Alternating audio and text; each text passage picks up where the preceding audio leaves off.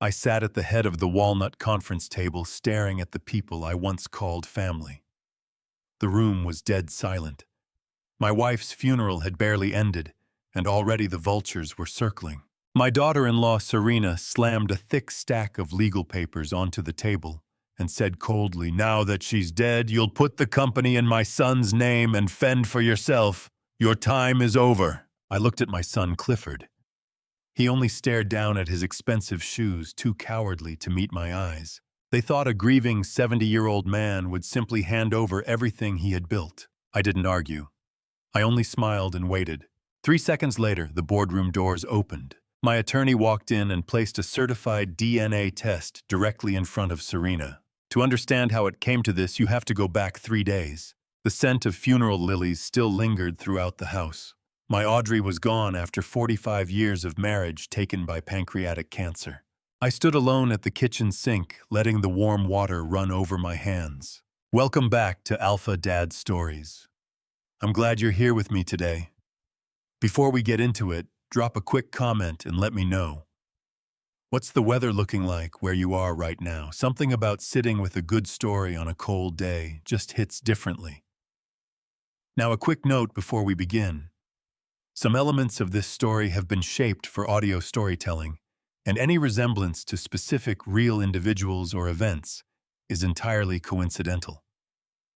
What matters most is the truth at the heart of it. It was a mindless chore, something to occupy my hands, so my thoughts wouldn't keep drifting back to the empty chair in the living room. The granite counter felt cold beneath my palms. Audrey had chosen that granite herself. She had loved this kitchen deeply, and now someone who never truly respected her was standing on her floor, staking a claim on everything she had spent her life helping to build. That was when I heard the sharp, rapid click of expensive heels striking the hardwood. I turned off the faucet and reached for a dish towel. Serena strutted into the kitchen. Not a single tear in her eyes. Not a trace of sorrow on her perfectly made-up face. She was dressed in a sharp, black designer suit, looking less like a mourning daughter-in-law and more like a corporate raider arriving to seize the assets. Without one word of comfort, without even the pretense of asking how I was holding up after the worst week of my life, she dropped a thick manila folder onto the counter. The sound hit like a gavel. I looked down at the cover page. Printed across it in bold black letters, emergency handover and succession agreement. I raised my eyes back to Serena. "What is this, Serena?" I asked, holding my voice at an even measured pitch. She exhaled an exaggerated theatrical sigh, the kind you use on a stubborn child who refuses to understand something obvious. "It is for your own good, Gerald," she said, voice silky smooth, one elbow propped against the counter. "You are 70 years old. You just lost Audrey. You are grieving, and you are in no condition to be running Hargrove Logistics right now. You need to sign this agreement today so we can transfer executive authority to Braden." Braden was my 18-year-old grandson, a boy who had barely scraped his way through high school and spent more of his waking hours posting pictures of sports cars on social media than he had ever spent glancing at a financial balance sheet. I stared at the legal document, a cold, hard knot tightening deep in my gut. Hargrove Logistics was not simply a company to me. It was the blood, the sweat, and the tears of my entire adult life. Audrey and I built that $15 million enterprise from a single battered cargo van back in 1983. No wealthy investors backing us, exactly $100 in the bank, and a shared dream between two young people who refused to quit. We spent our 20s eating cold sandwiches in freezing parking lots, sleeping in the cramped cab of that van, fighting for every single client we ever landed. Audrey kept the books on a fold-out table while I drove through blizzards to make deliveries on time. And now, only 3 days after I had put the woman who built all of this beside me into the ground, my daughter-in-law wanted to hand the keys to a teenager so she could pull the strings from behind a curtain. I did not raise my voice. I did not let her see my anger. In business, the one who loses their temper is the one who loses the negotiation. I looked at her steadily and said, "The company is running just fine. I am grieving Serena. I am not incapacitated." Right on cue, my son Clifford walked in from the hallway. He was 42 years old, but standing in his wife's shadow, he looked like a nervous boy waiting to be told what to do.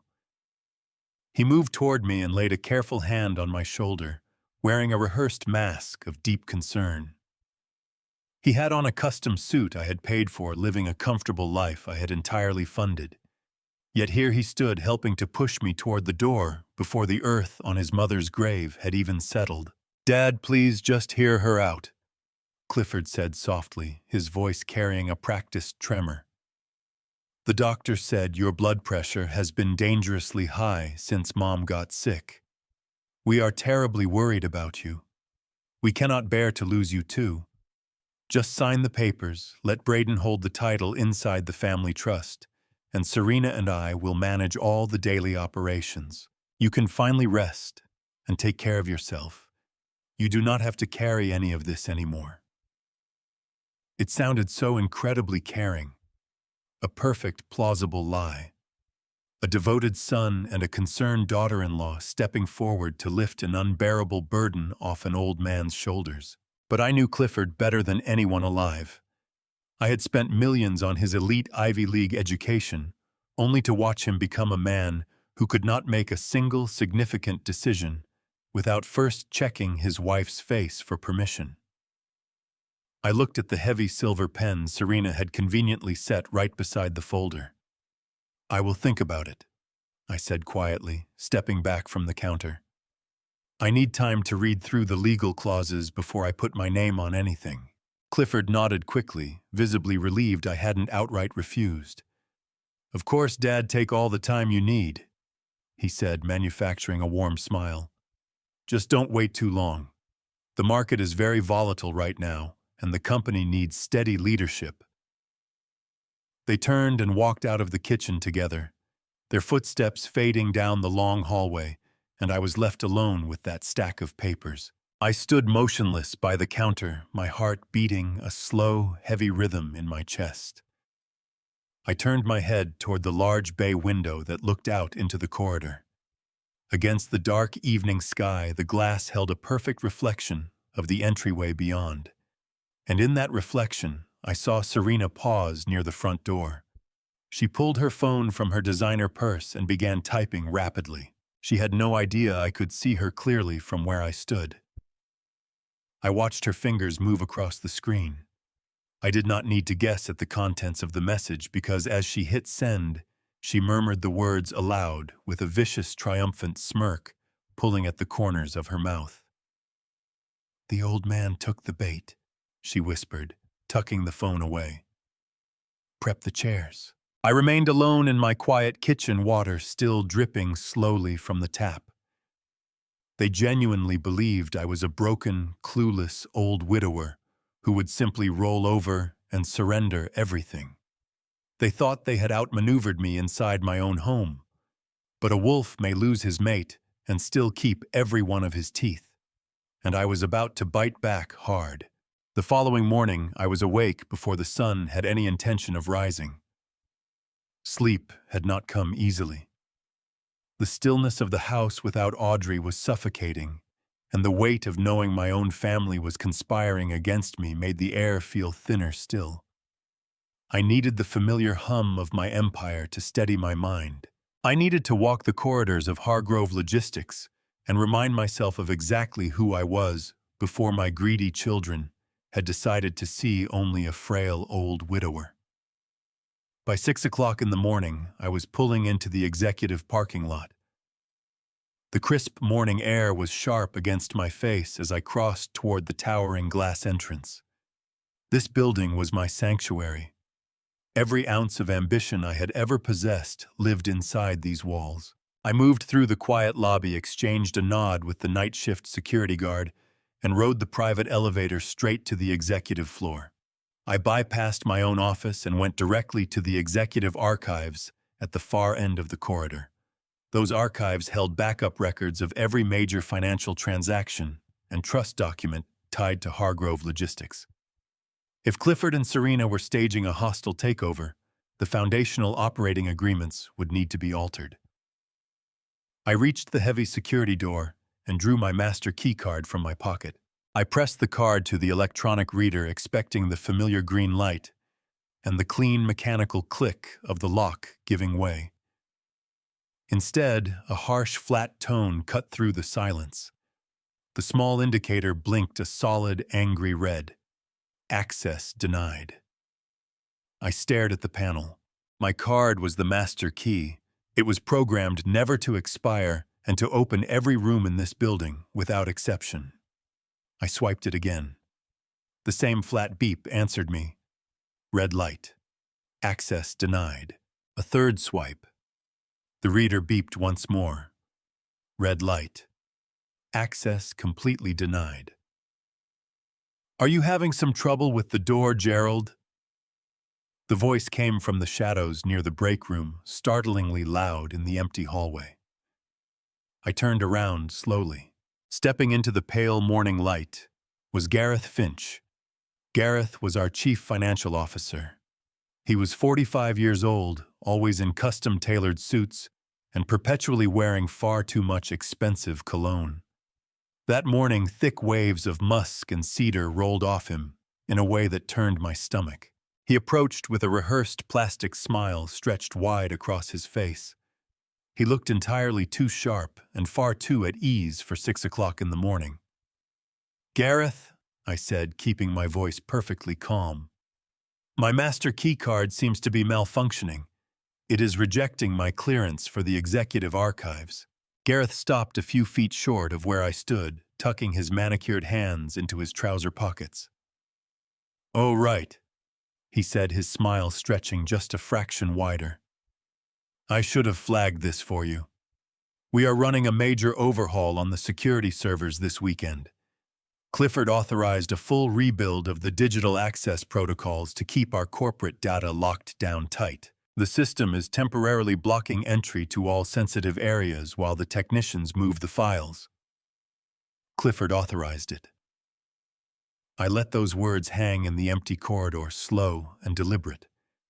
Gareth nodded smoothly, not a flicker of discomfort crossing his face. Yes, Clifford felt it was the right moment to push through the security migration. He mentioned you would be stepping away for an extended period to grieve Audrey, so he took it upon himself to greenlight the technology overhaul. Don't give it another thought, Gerald. We have everything well in hand. You should head home and rest. I looked into Gareth Finch's eyes. Cold, calculating, loaded with quiet contempt. He knew precisely what was happening here, and he knew that I knew too.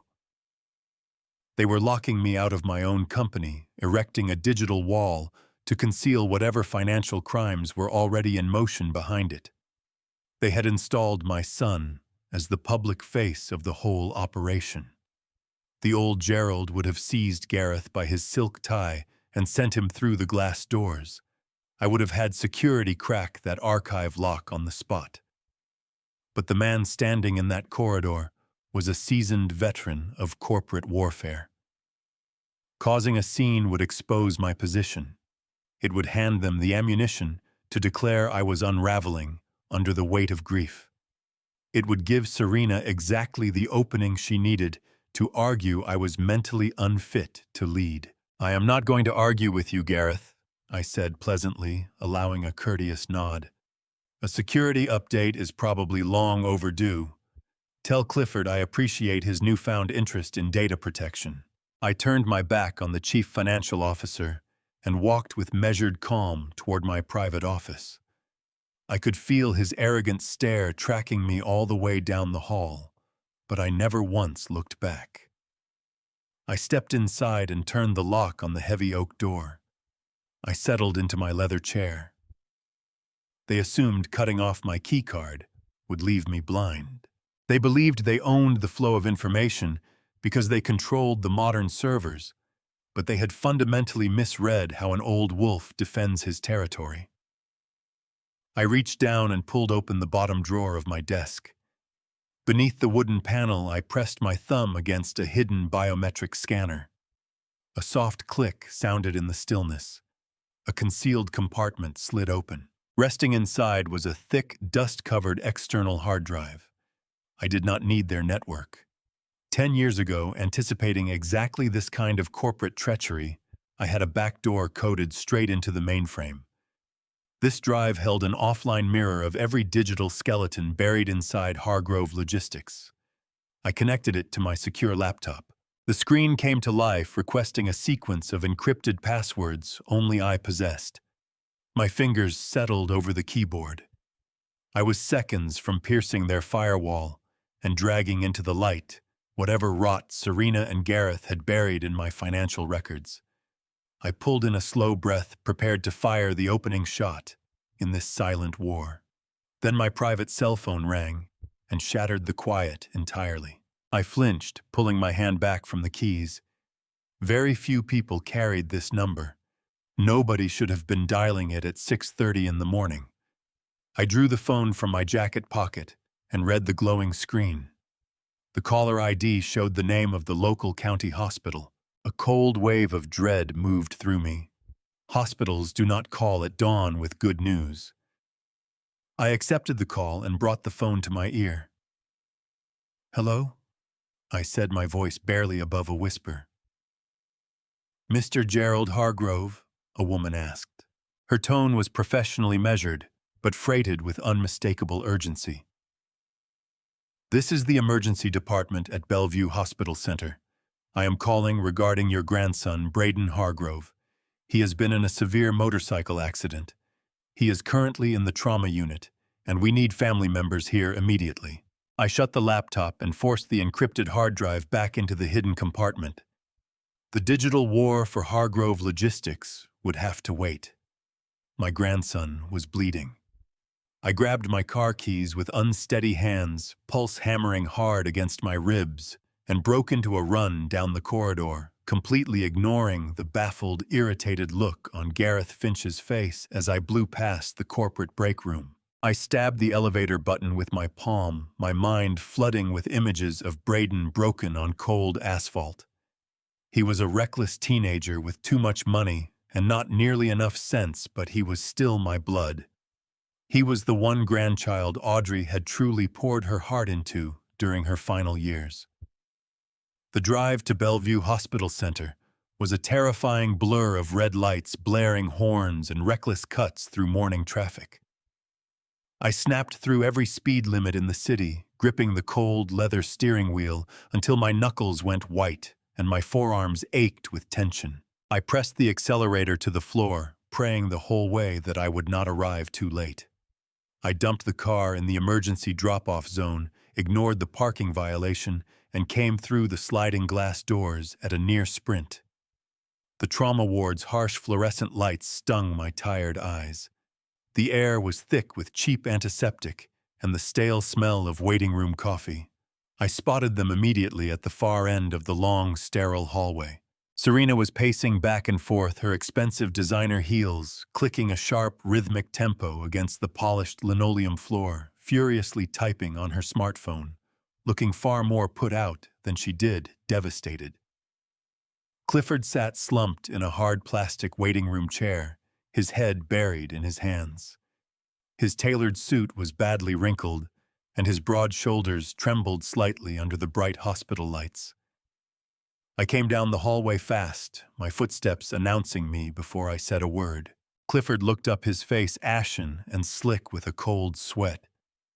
"Dad," he choked out, getting to his feet and wiping his palms on his trousers. "I got here as fast as I could," I said, gripping his shaking shoulders. "What happened, and how bad is it?" Clifford swallowed hard, his eyes cutting nervously toward Serena, who had finally stopped typing and was watching me with mild annoyance. "He took a sharp corner way too fast on that brand new sports motorcycle," Clifford explained, his voice unsteady. "He lost control of the bike and went straight into a steel guardrail on the highway. He had his helmet on, thank God no serious brain damage or spinal trauma, but he took a deep laceration to his left thigh and suffered some internal bruising around his ribs. He lost a significant amount of blood at the scene before the paramedics arrived and got a tourniquet on it. Serena crossed her arms sharply, releasing a loud, exasperated sigh that carried down the quiet corridor. "It is a complete and utter disaster, Gerald. We had the executive trust transfer scheduled to finalize this afternoon, and now we are stuck sitting in this miserable waiting room." I stared at her, struck cold by the absence of any maternal feeling whatsoever. Her teenage son was on a surgical table, and her only concern was a corporate handover timetable. Before I could say what needed to be said about her stunning callousness, the heavy double doors of the trauma bay swung open. A visibly exhausted attending physician stepped out into the waiting area. He wore blue surgical scrubs marked with small dark spots of fresh blood, his mask pulled down around his neck to reveal a deeply lined, hollow-eyed face. "Family of Braden Hargrove," he called out, his voice carrying the length of the corridor. We moved forward together, gathering in a tight, anxious cluster around the worn-out doctor. "He is stable for the moment," the physician said, raising a thick metal clipboard and clicking his pen. "We stopped the primary hemorrhaging in his upper leg, and his vital signs are currently holding on the monitors. However, his hemoglobin levels are dropping to a critically low threshold. We need to administer a significant blood transfusion immediately to prevent him from slipping into severe hypovolemic shock." Clifford let out a loud, shuddering breath of profound relief, sagging heavily against the painted drywall for support. "Then do it immediately," Serena snapped, flicking her manicured hand at the doctor as though swatting away an inconvenience. "Give him the blood he needs and get him patched up so we can leave this depressing place. We have a private recovery suite prepared for him at home." The doctor's expression tightened, visibly unimpressed by Serena's entitled hostility. "It is not that straightforward, ma'am," he said, his professional tone sharpening. "Your son has a very rare and specific blood type. He is AB positive. Under ordinary circumstances, this would present no great difficulty, but our hospital blood bank suffered an unprecedented shortage this week following a multi-car pileup on the interstate. We do not have sufficient AB positive or universal donor blood in our current inventory to safely complete the required transfusion." He looked squarely at Clifford, then shifted his gaze to Serena. "We need direct family donors right now. The boy needs blood in his veins within the next hour to survive. We can bring you both to the lab and cross-match you immediately." The world around me seemed to stop. The low mechanical hum of the ventilation system dropped away entirely. The distant rhythm of cardiac monitors faded from my hearing.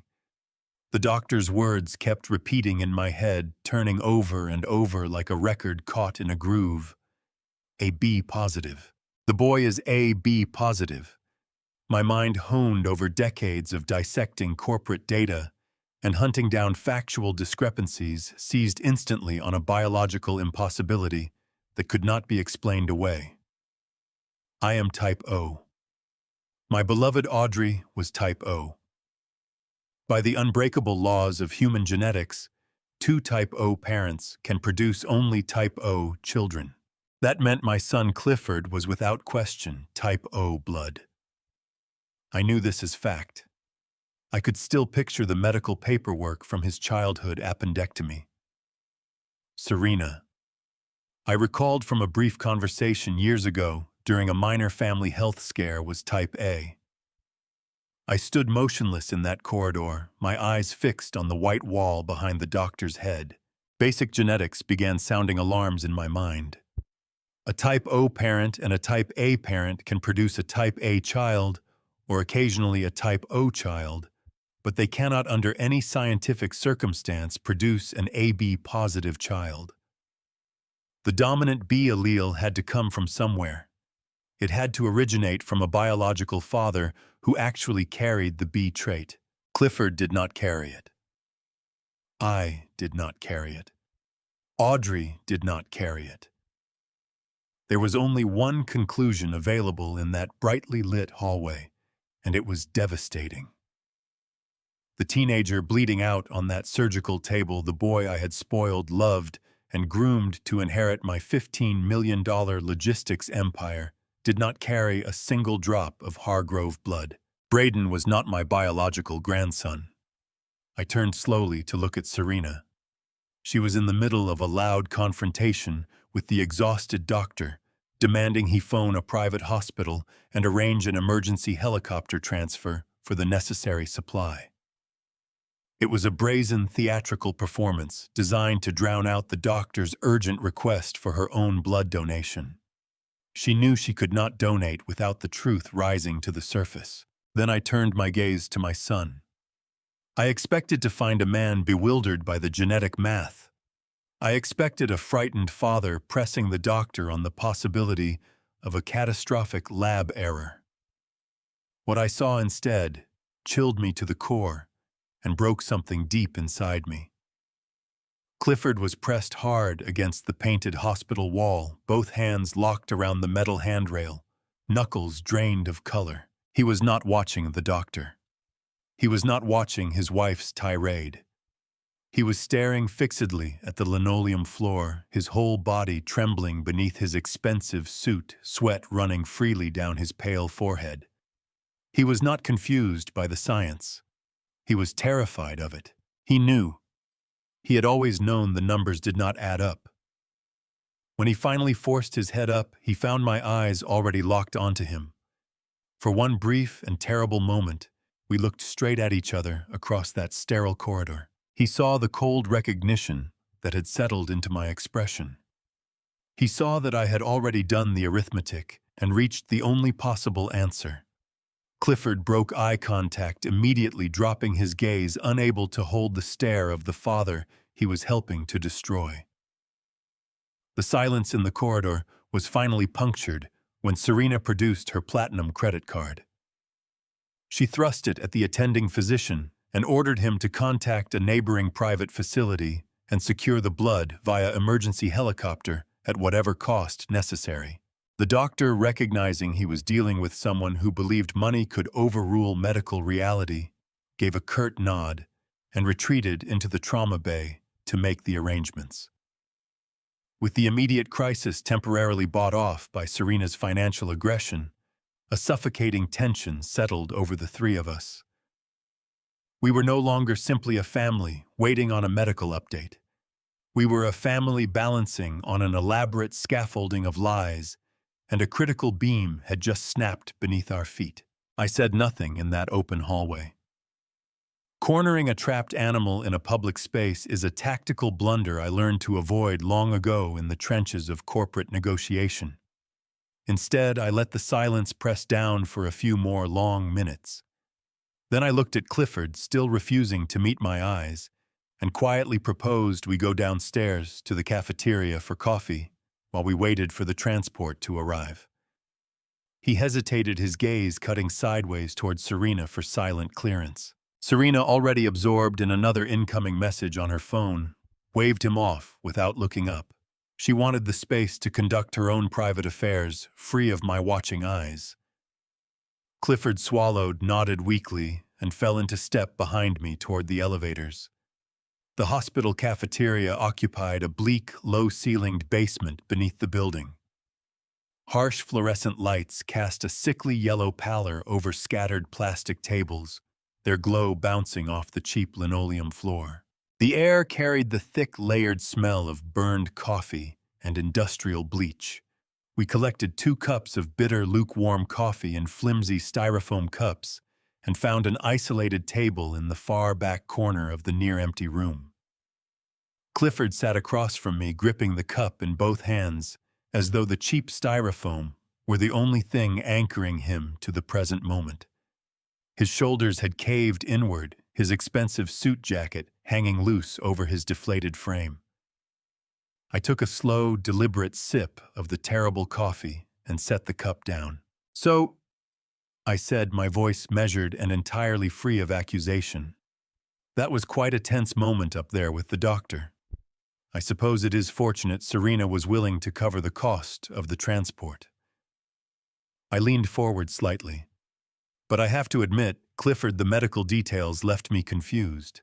The doctor was clear that Braden is AB positive. I rested my forearms on the sticky table and held his gaze. Audrey and I were both type O. You are type O. Serena is type A. How does a boy with those parents end up AB positive? Clifford flinched as though I had reached across the table and struck him. The sweat that had begun to dry on his forehead reappeared in an instant, glistening under the fluorescent light.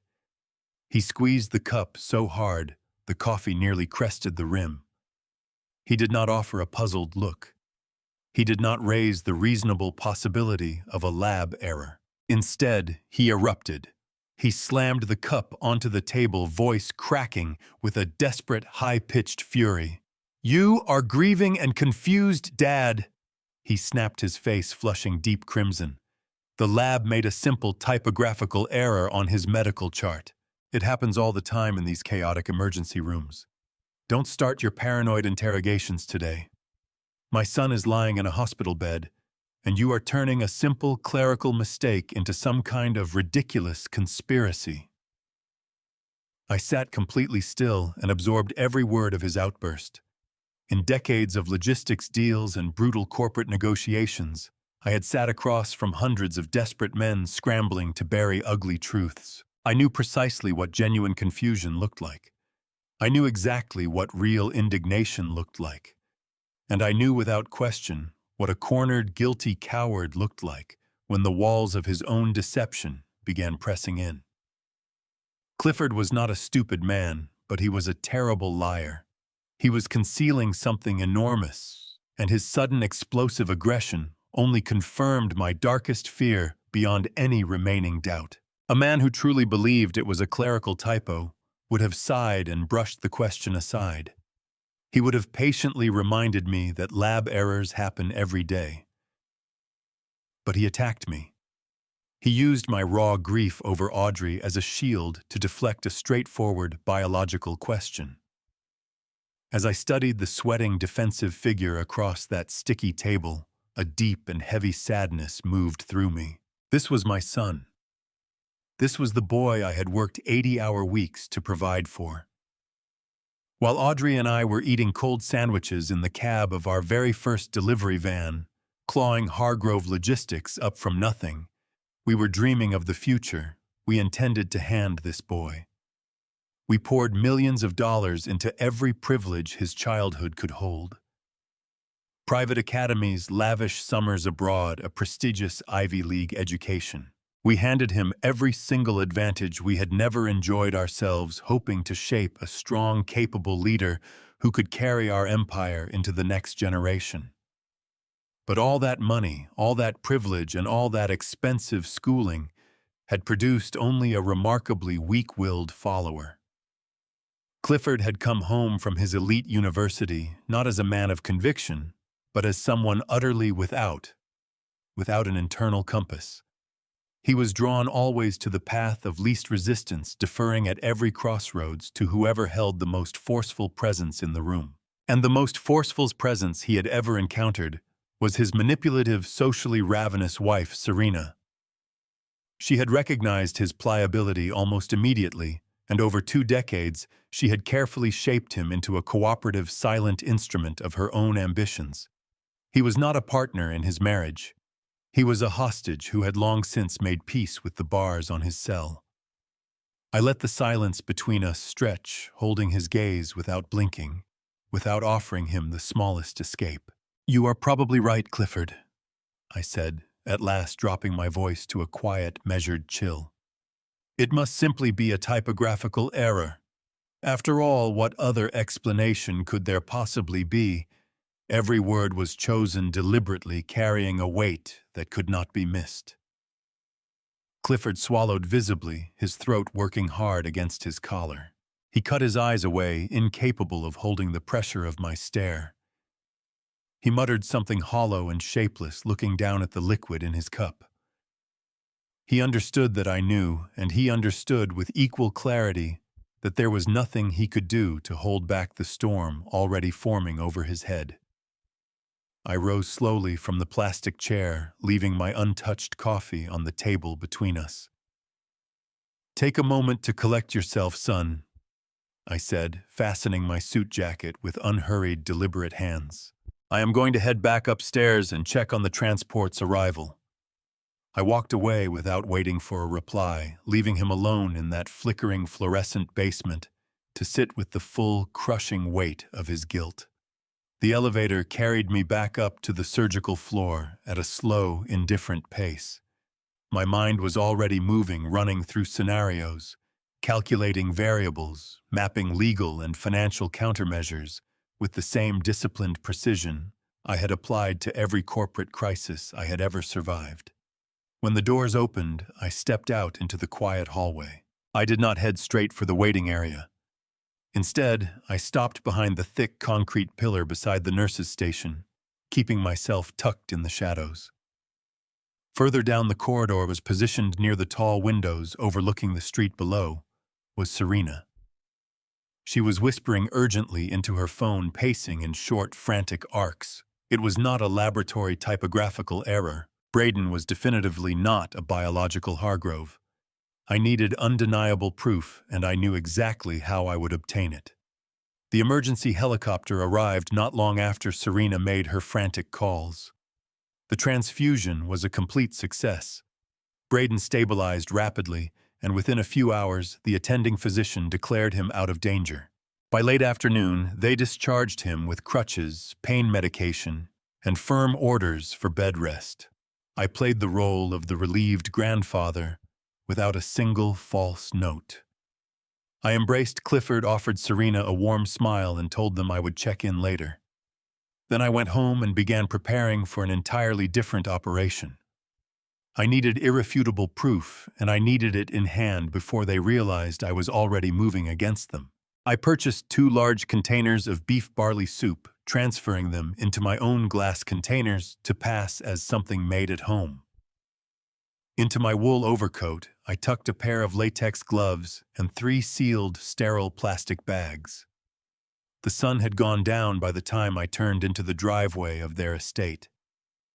Manicured lawns, stone facade, every inch of it purchased with my money. I had written the down payment check myself 3 years earlier, believing I was securing a stable home for the boy I wrongly assumed was my own flesh and blood. Now, staring at the lit windows, I felt only a cold sense of violation. I climbed the stone steps and pressed the brass doorbell. Clifford answered the door, still wearing the wrinkled suit from the hospital, his face hollowed out with exhaustion. "Dad," he said, his voice carrying a thin undercurrent of anxiety, "you really did not need to come out here tonight. You should be home resting." I raised the glass containers with a soft smile. "I could not sleep, son," I said gently. "I figured you were both worn out. I brought warm soup so neither of you has to think about dinner." Clifford stepped back and let me into the grand foyer. The house was quiet, thick carpet absorbing every footstep. We moved into the kitchen where Serena was perched at the marble island with a glass of red wine in one hand and a stack of hospital discharge papers in the other. She did not stand. She did not acknowledge my arrival. Instead, she launched immediately into a complaint about the cost of the emergency medical transport she herself had demanded only hours before. "Can you believe what these private transport companies charge?" she scoffed, tossing a bill onto the counter. "A premium rate for a 20-minute helicopter ride.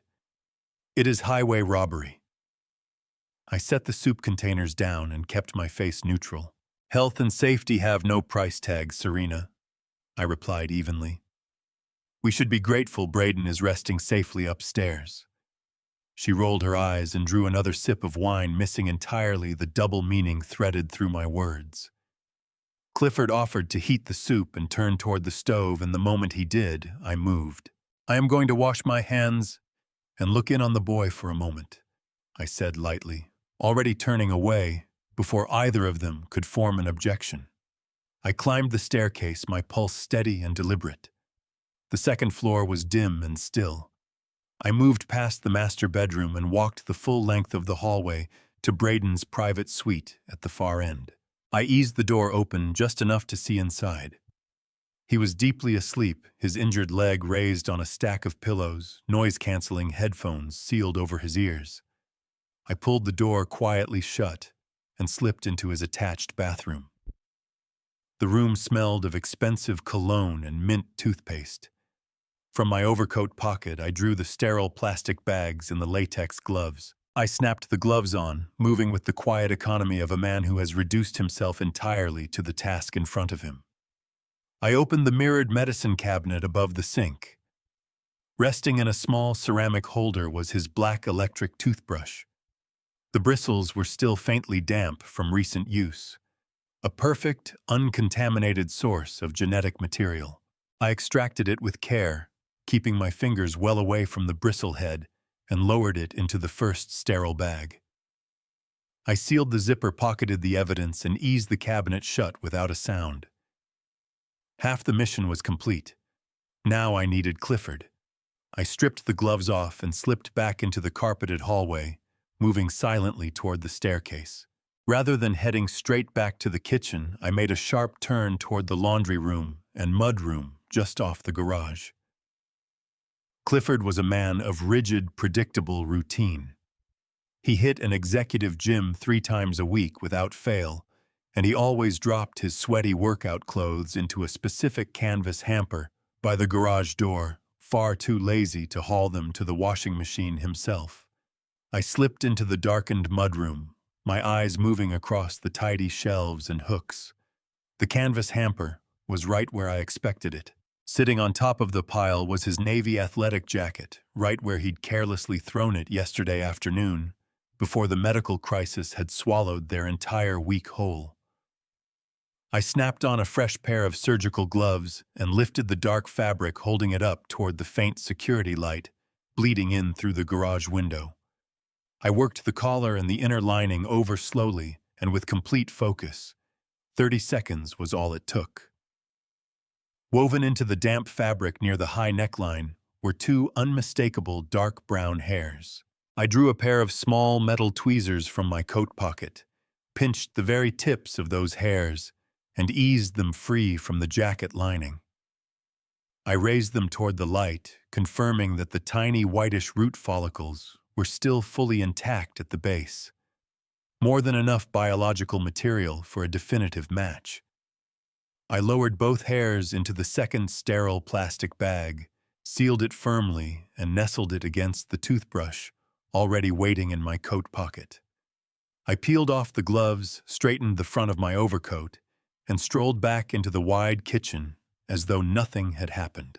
Clifford was ladling warm soup into porcelain bowls. I smiled, played the weary but relieved grandfather for another 10 minutes, then made my excuses. The long and emotionally exhausting day, I said, had finally settled onto my old bones. They watched me go out the front door without a second thought, completely blind to the fact that I was carrying the total ruin of their carefully constructed world in my coat pocket. I got into my car, locked the doors, and pulled out of their spotless suburban neighborhood, but I did not point my car toward home. I swung onto the dark interstate and pressed down hard on the accelerator. I drove straight through the night to the private genetics laboratory in White Plains. I had phoned ahead during the drive using a premium emergency line to arrange a confidential after-hours appointment. I pulled up to the sleek, unmarked medical building just after 2 in the morning, where a stern laboratory technician in a white coat admitted me through the heavy glass security doors. I handed him the 2 sealed plastic bags, along with a thick envelope holding exactly $5,000 in clean, untraceable cash. I requested a fully expedited priority analysis, no delays. The young technician counted every bill with care, labeled the bags with random numerical barcodes to preserve complete anonymity, and gave me his word that definitive legally binding results would be in hand within 48 hours. I walked out of that facility in White Plains as the first thin bands of purple dawn stretched across the eastern sky. The morning cold bit into my face, yet something fierce and burning pulsed deep inside my chest. The biological evidence was secured. The scientific machinery was now turning. I unlocked my car and lowered myself into the cold leather seat, releasing a long, slow breath. I reached for my keys and instead felt my fingers graze my smartphone. The screen blazed to life in the dark interior, the phone trembling urgently against my palm. It was an automated security alert, firing directly from the hidden digital backdoor I had coded into the Hargrove logistics server 10 years ago. I read the glowing text and felt the blood turn to ice in my veins. Someone inside the company was attempting to push through a massive unauthorized wire transfer of $4.5 million, and they were desperately trying to execute it using my personal digital signature. I threw the car into gear and peeled out of the parking lot. The sun was climbing now, splashing the morning sky with broad strokes of orange and gold. But my world had never felt more frigid or more lightless. My mind ran ahead of the engine. Whoever was hunched over a terminal trying to force that transfer through the Hargrove logistics system was getting reckless. They were attempting to circumvent the primary authentication protocols by deploying a forged copy of my digital identity. I did not turn toward the corporate offices. Walking in and confronting Gareth or whoever was sitting behind that desk would only hand them the chance to wipe the servers and bury the digital evidence before I could lock it down. Instead, I drove straight back to my house, that vast, hollow place that felt far more like a tomb than a refuge. I bypassed the kitchen and moved down the long hallway to my private home office. I bolted the heavy door and drew the thick wooden blinds shut, drowning the room in shadow. I switched on the desk lamp and settled in front of my secure home terminal. 10 years back, when Hargrove Logistics was growing fast, and we were fighting off aggressive corporate espionage from rival firms, I hired a brilliant, independent programmer to build a fail-safe into our network architecture. It was a digital ghost, a completely invisible backdoor, embedded directly into the foundational framework of the company's servers. I never breathed a word of it to Audrey, and I most certainly never told Clifford or the board of directors. It was my ultimate insurance policy designed for a catastrophic moment precisely like this one. I powered up the terminal and entered a complex string of commands that had sat untouched for a decade. The screen went black, then erupted in cascading lines of green code. I was in. I moved through the invisible corridors of the network, slipping past the heavily publicized corporate firewalls without tripping a single alarm. I located the active terminal that had triggered the alert. It was registered to the executive financial suite. Gareth Finch was already up and working in the early hours, furiously trying to muscle a heavily encrypted wire transfer through the system using a spoofed credential package built to mimic my authorization. I watched his digital keystrokes in real time like a ghost observing a burglar fumble with a lock. Gareth was a smooth, calculating accountant, but his grasp of deep network architecture was arrogant and riddled with blind spots. He had thrown up a series of internal lockouts to block the general accounting staff and shut down my standard administrative access, yet his walls existed only at the surface. He had not the faintest idea that I was moving beneath the very foundation of his digital fortress. With a handful of precise keystrokes, I isolated his transfer request and quietly quarantined the transaction, suspending the $4.5 million in a concealed digital purgatory where he could neither complete the transfer nor erase the footprint of his attempt. He was perfectly caught in the trap. My heart hammered with a white-hot combination of fury and focused clarity as I prepared to push deeper into the system. I needed to understand exactly how long this rot had been eating through my company, and I needed to collect every piece of airtight evidence before they realized the net was closing. With the immediate financial bleeding staunched, I turned to the source of the infection. I had to know how far it had spread. I traced the destination of the blocked wire transfer following the routing numbers through a dizzying tangle of offshore protocols and disguised corporate shells. What I uncovered was a sophisticated, tightly engineered labyrinth of financial fraud. Gareth had not merely been skimming. He had constructed a massive systemic pipeline designed to drain the very lifeblood from my company. I found 4 distinct shell companies, all recently registered in Delaware under fraudulent limited liability corporations. They carried bland, forgettable names that dissolved without a trace into a standard corporate expense report. Global Freight Solutions, Apex Logistics Consulting, Horizon Management, Partners, and Zenith Supply Chain Associates. I pulled up the accounting ledgers tied to these phantom entities. The digital paper trail exposed a relentless stream of fabricated invoices for phantom consulting services, non-existent software upgrades, and dummy logistical routes that Hargrove Logistics had supposedly subcontracted out.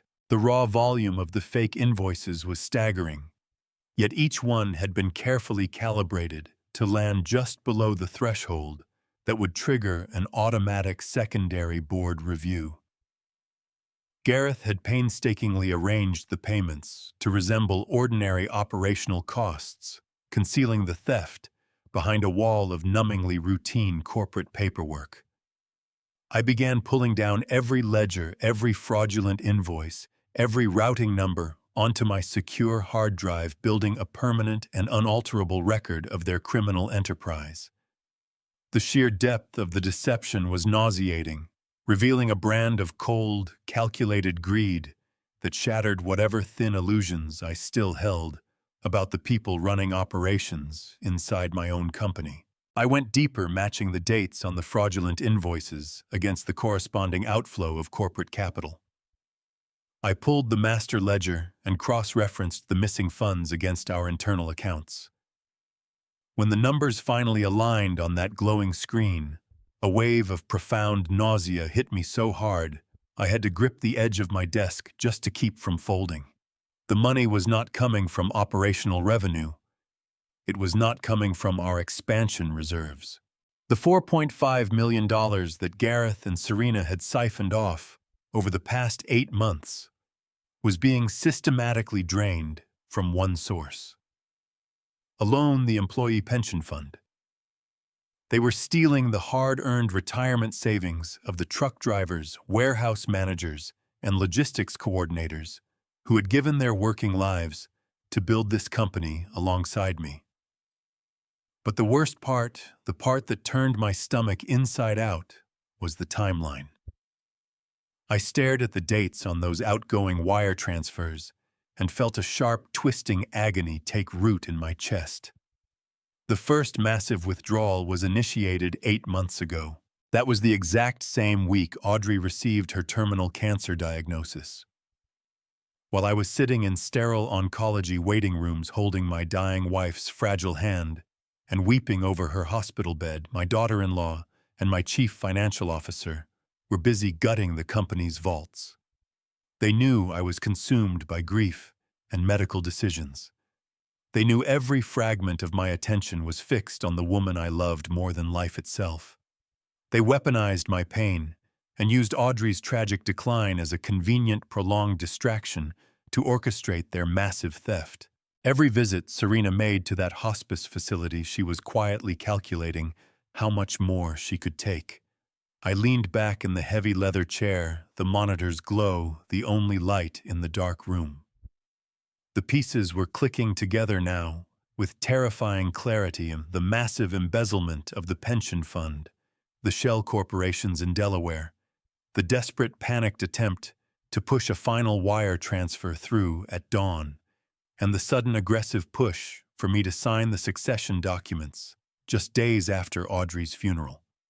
I reached into my briefcase and withdrew the thick manila folder Serena had slammed onto my kitchen counter the day before the emergency handover and succession agreement. I flipped past the opening pages of legal jargon covering executive powers and went straight to the final clauses buried at the document's end. There it was concealed beneath layers of dense corporate language, a sweeping indemnification clause absolving the incoming executive board of any prior financial discrepancies, and a mandatory authorization for the approaching end-of-year audit, requiring my signature as the sole approving authority. The handover document was never about the transfer of power. It was never about Serena wanting to govern the company from the shadows. The document was a meticulously engineered legal shield. The end-of-year corporate audit was scheduled to commence in under 3 weeks. An independent auditing firm would tear through the company ledgers, and it would take them less than an hour to find a gaping $4.5 million hole in the employee pension fund. When federal investigators inevitably arrived to pick through the wreckage, they would demand answers. They would examine the digital authorization logs. They would find the spoofed credentials carrying my digital signature. And if I signed that handover document, I would be legally authenticating every financial operation that preceded the transfer of power. Serena and Gareth were not merely stealing from me. They were carefully framing me for the entire scheme. They intended to use my own signature to bury the embezzlement entirely under my name. They needed my signature to seal my coffin, and they were prepared to use my grief to obtain it. They vastly underestimated the man they were trying to destroy. The hours after my discovery in the digital shadows of Hargrove Logistics dragged by with suffocating slowness.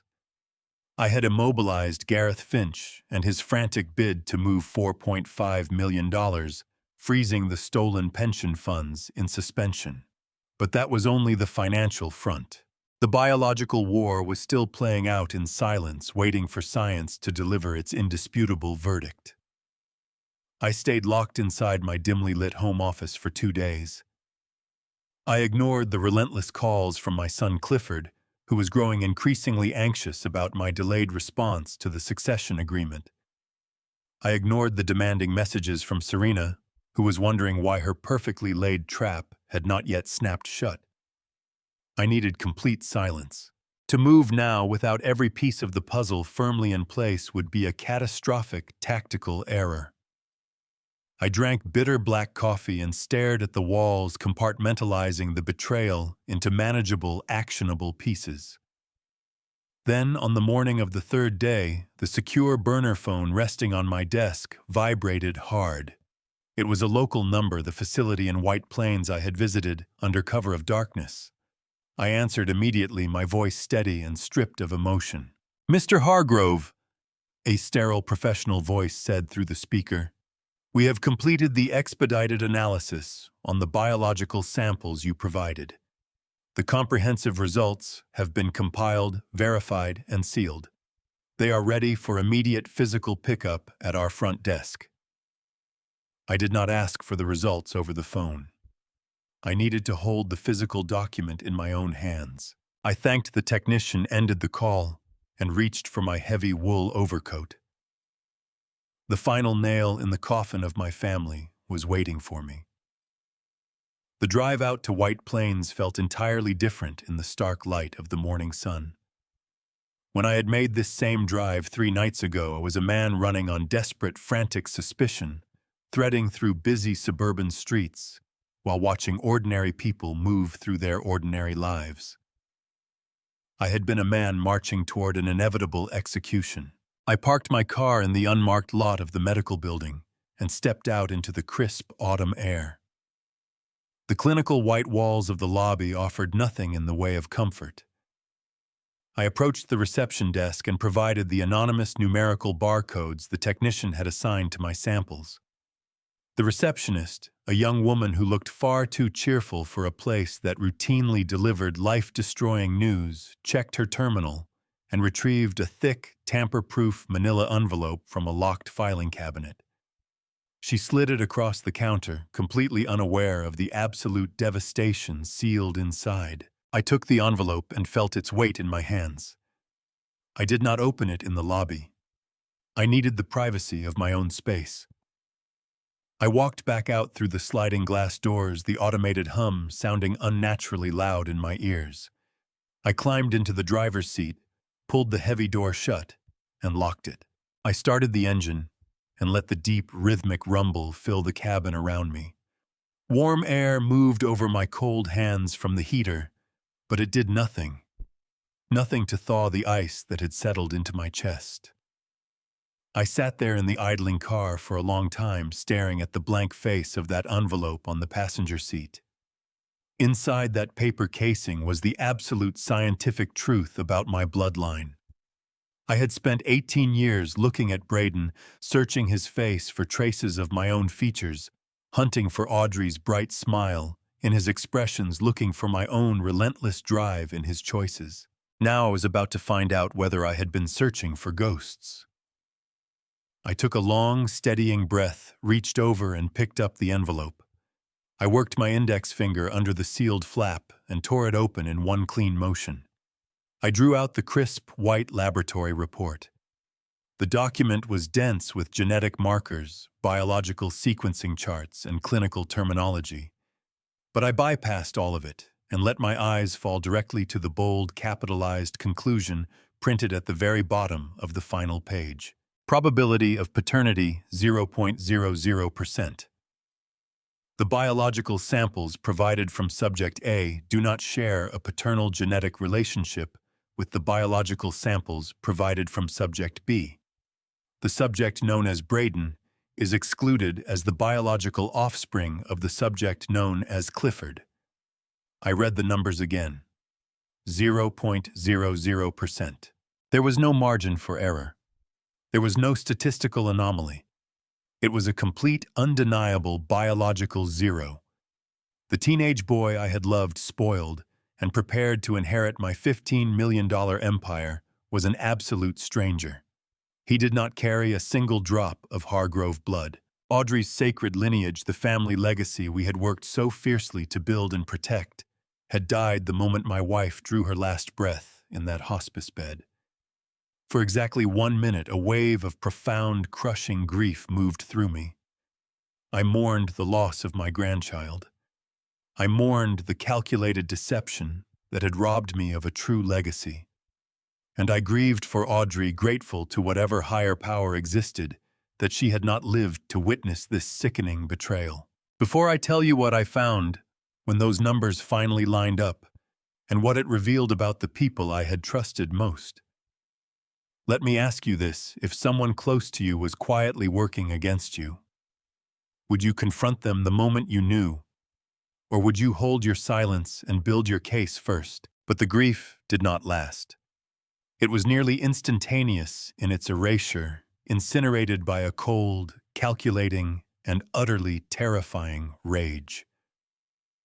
The sorrow was swallowed whole by the sharp, focused clarity of a man who had just understood he was encircled by vicious predators.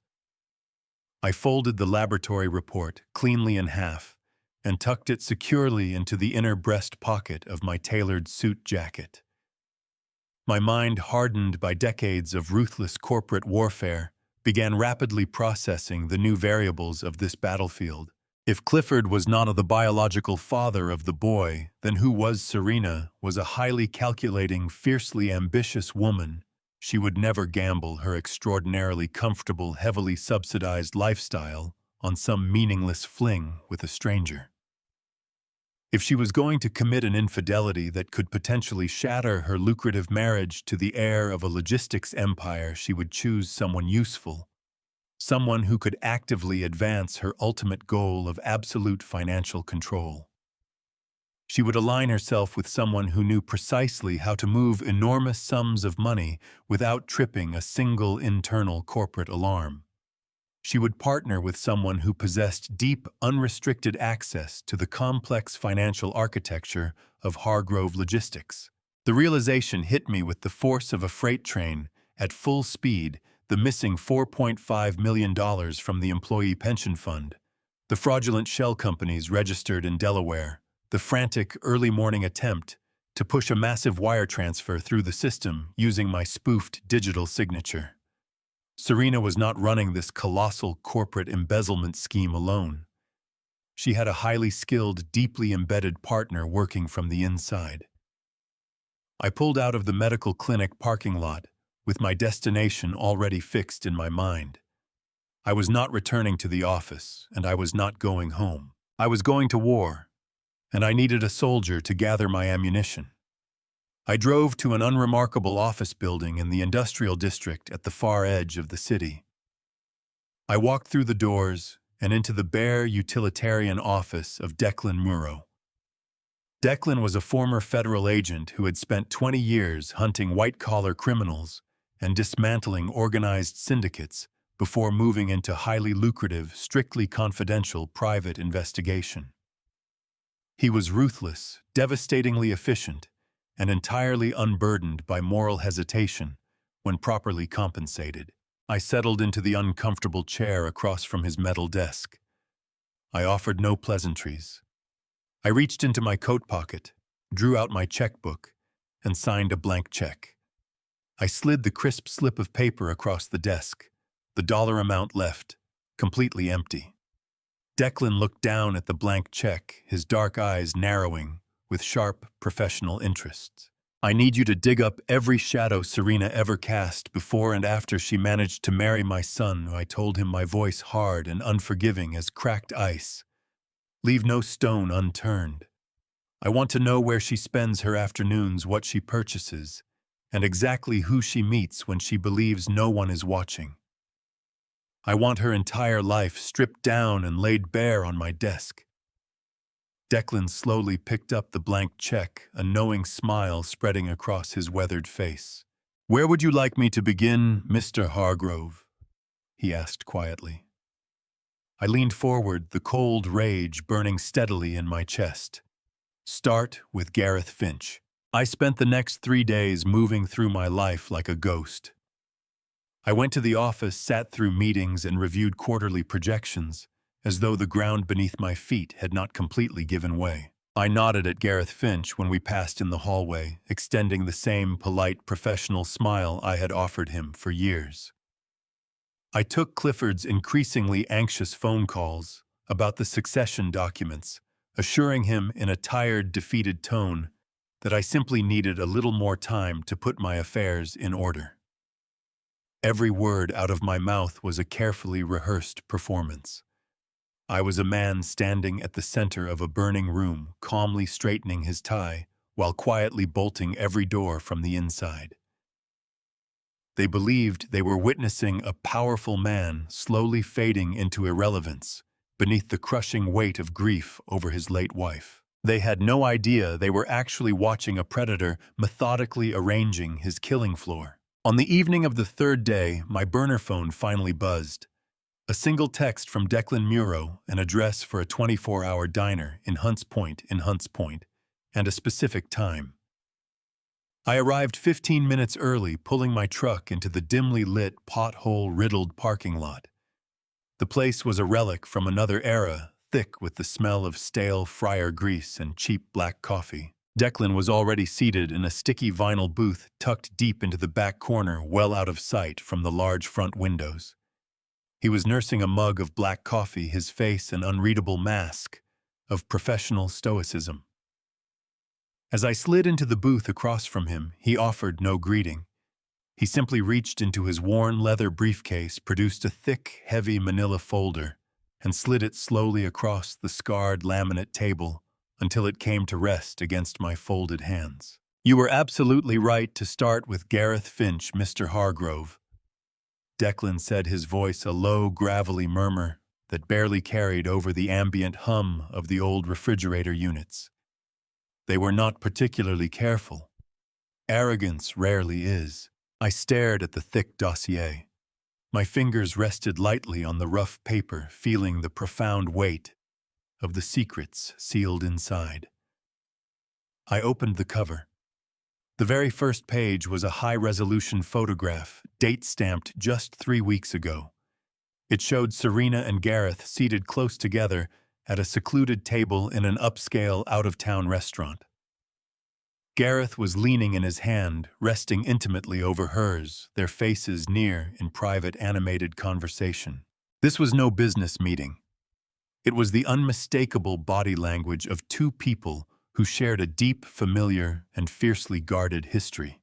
They did not meet at Hargrove Logistics during a corporate restructuring event 5 years ago, as they had always claimed.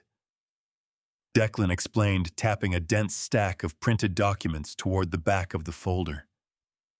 I pulled their university records. They met 20 years ago at an out-of-state business college. They were college sweethearts. They shared a rented apartment together for 2 full years before graduation.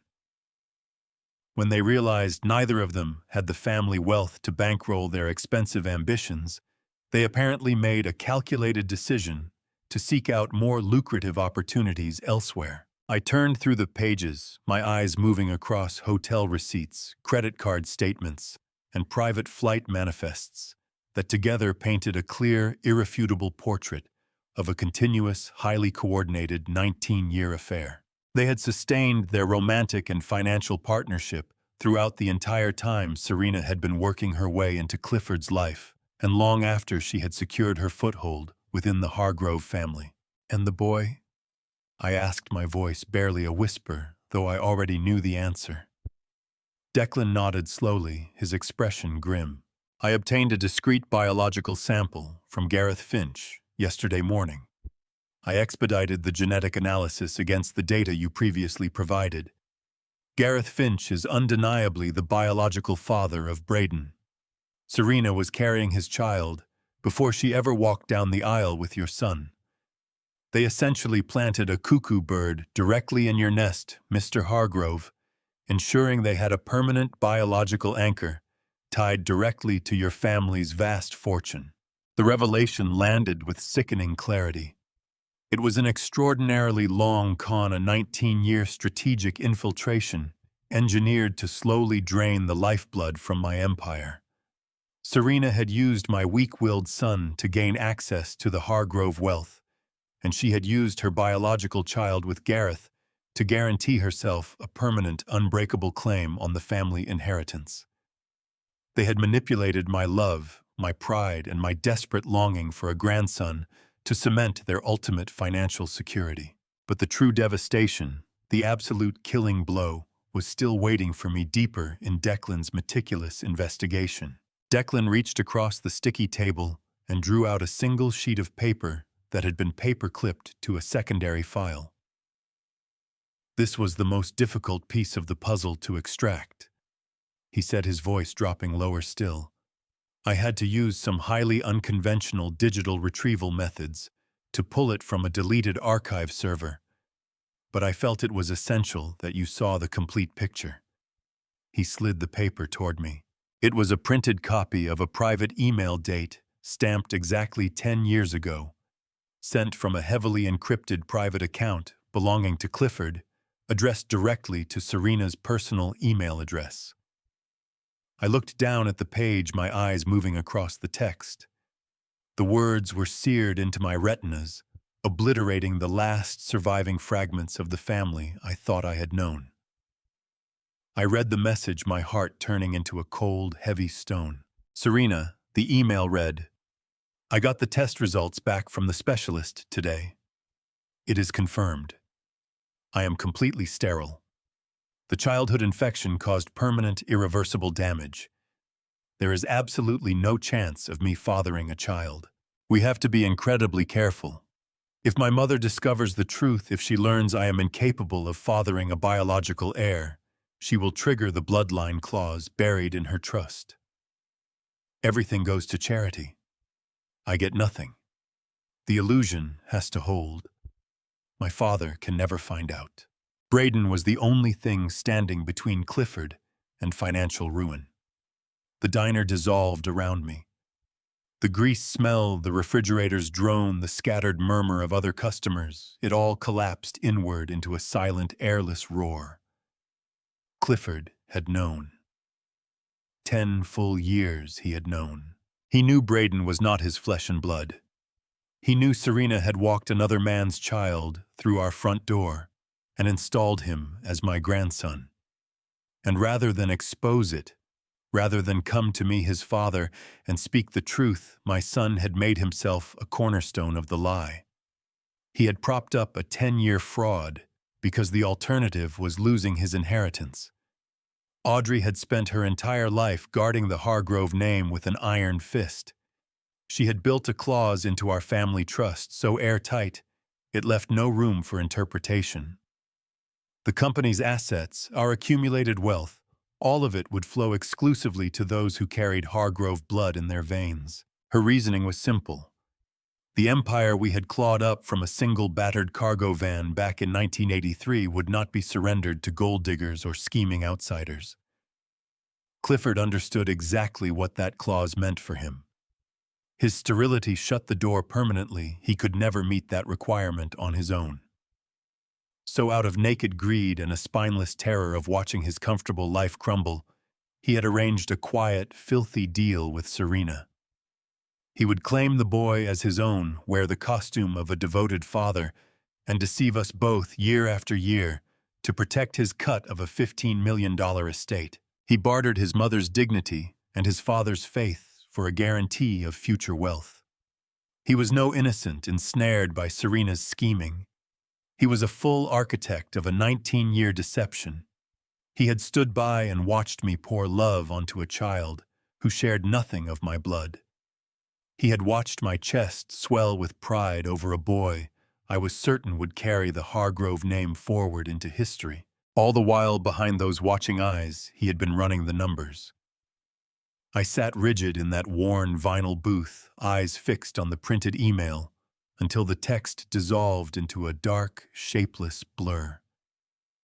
Whatever grief had flickered in me back at the genetics lab was ash now. What replaced it had no warmth in it at all, only a cold, crystalline, absolute sense of direction. I was done being a grieving old widower, done being a let-down father. I was a man who had been set up for slaughter by the hands he had spent decades filling. I refolded the email and slid it back inside the heavy dossier. I pressed both palms flat against the manila cover and lifted my eyes to Declan Muro, who sat across from me in quiet, measured stillness. He could read the change. He saw something settle behind my expression, something predatory that had finally stopped sleeping. Declan. I said, my voice carrying no trace of feeling, the work you've done here is exceptional. You've handed me exactly what I need. Declan wrapped his hands around his cold mug and gave a slow, deliberate nod. Where do you go from here, Mr. Hargrove? He asked, keeping his voice low.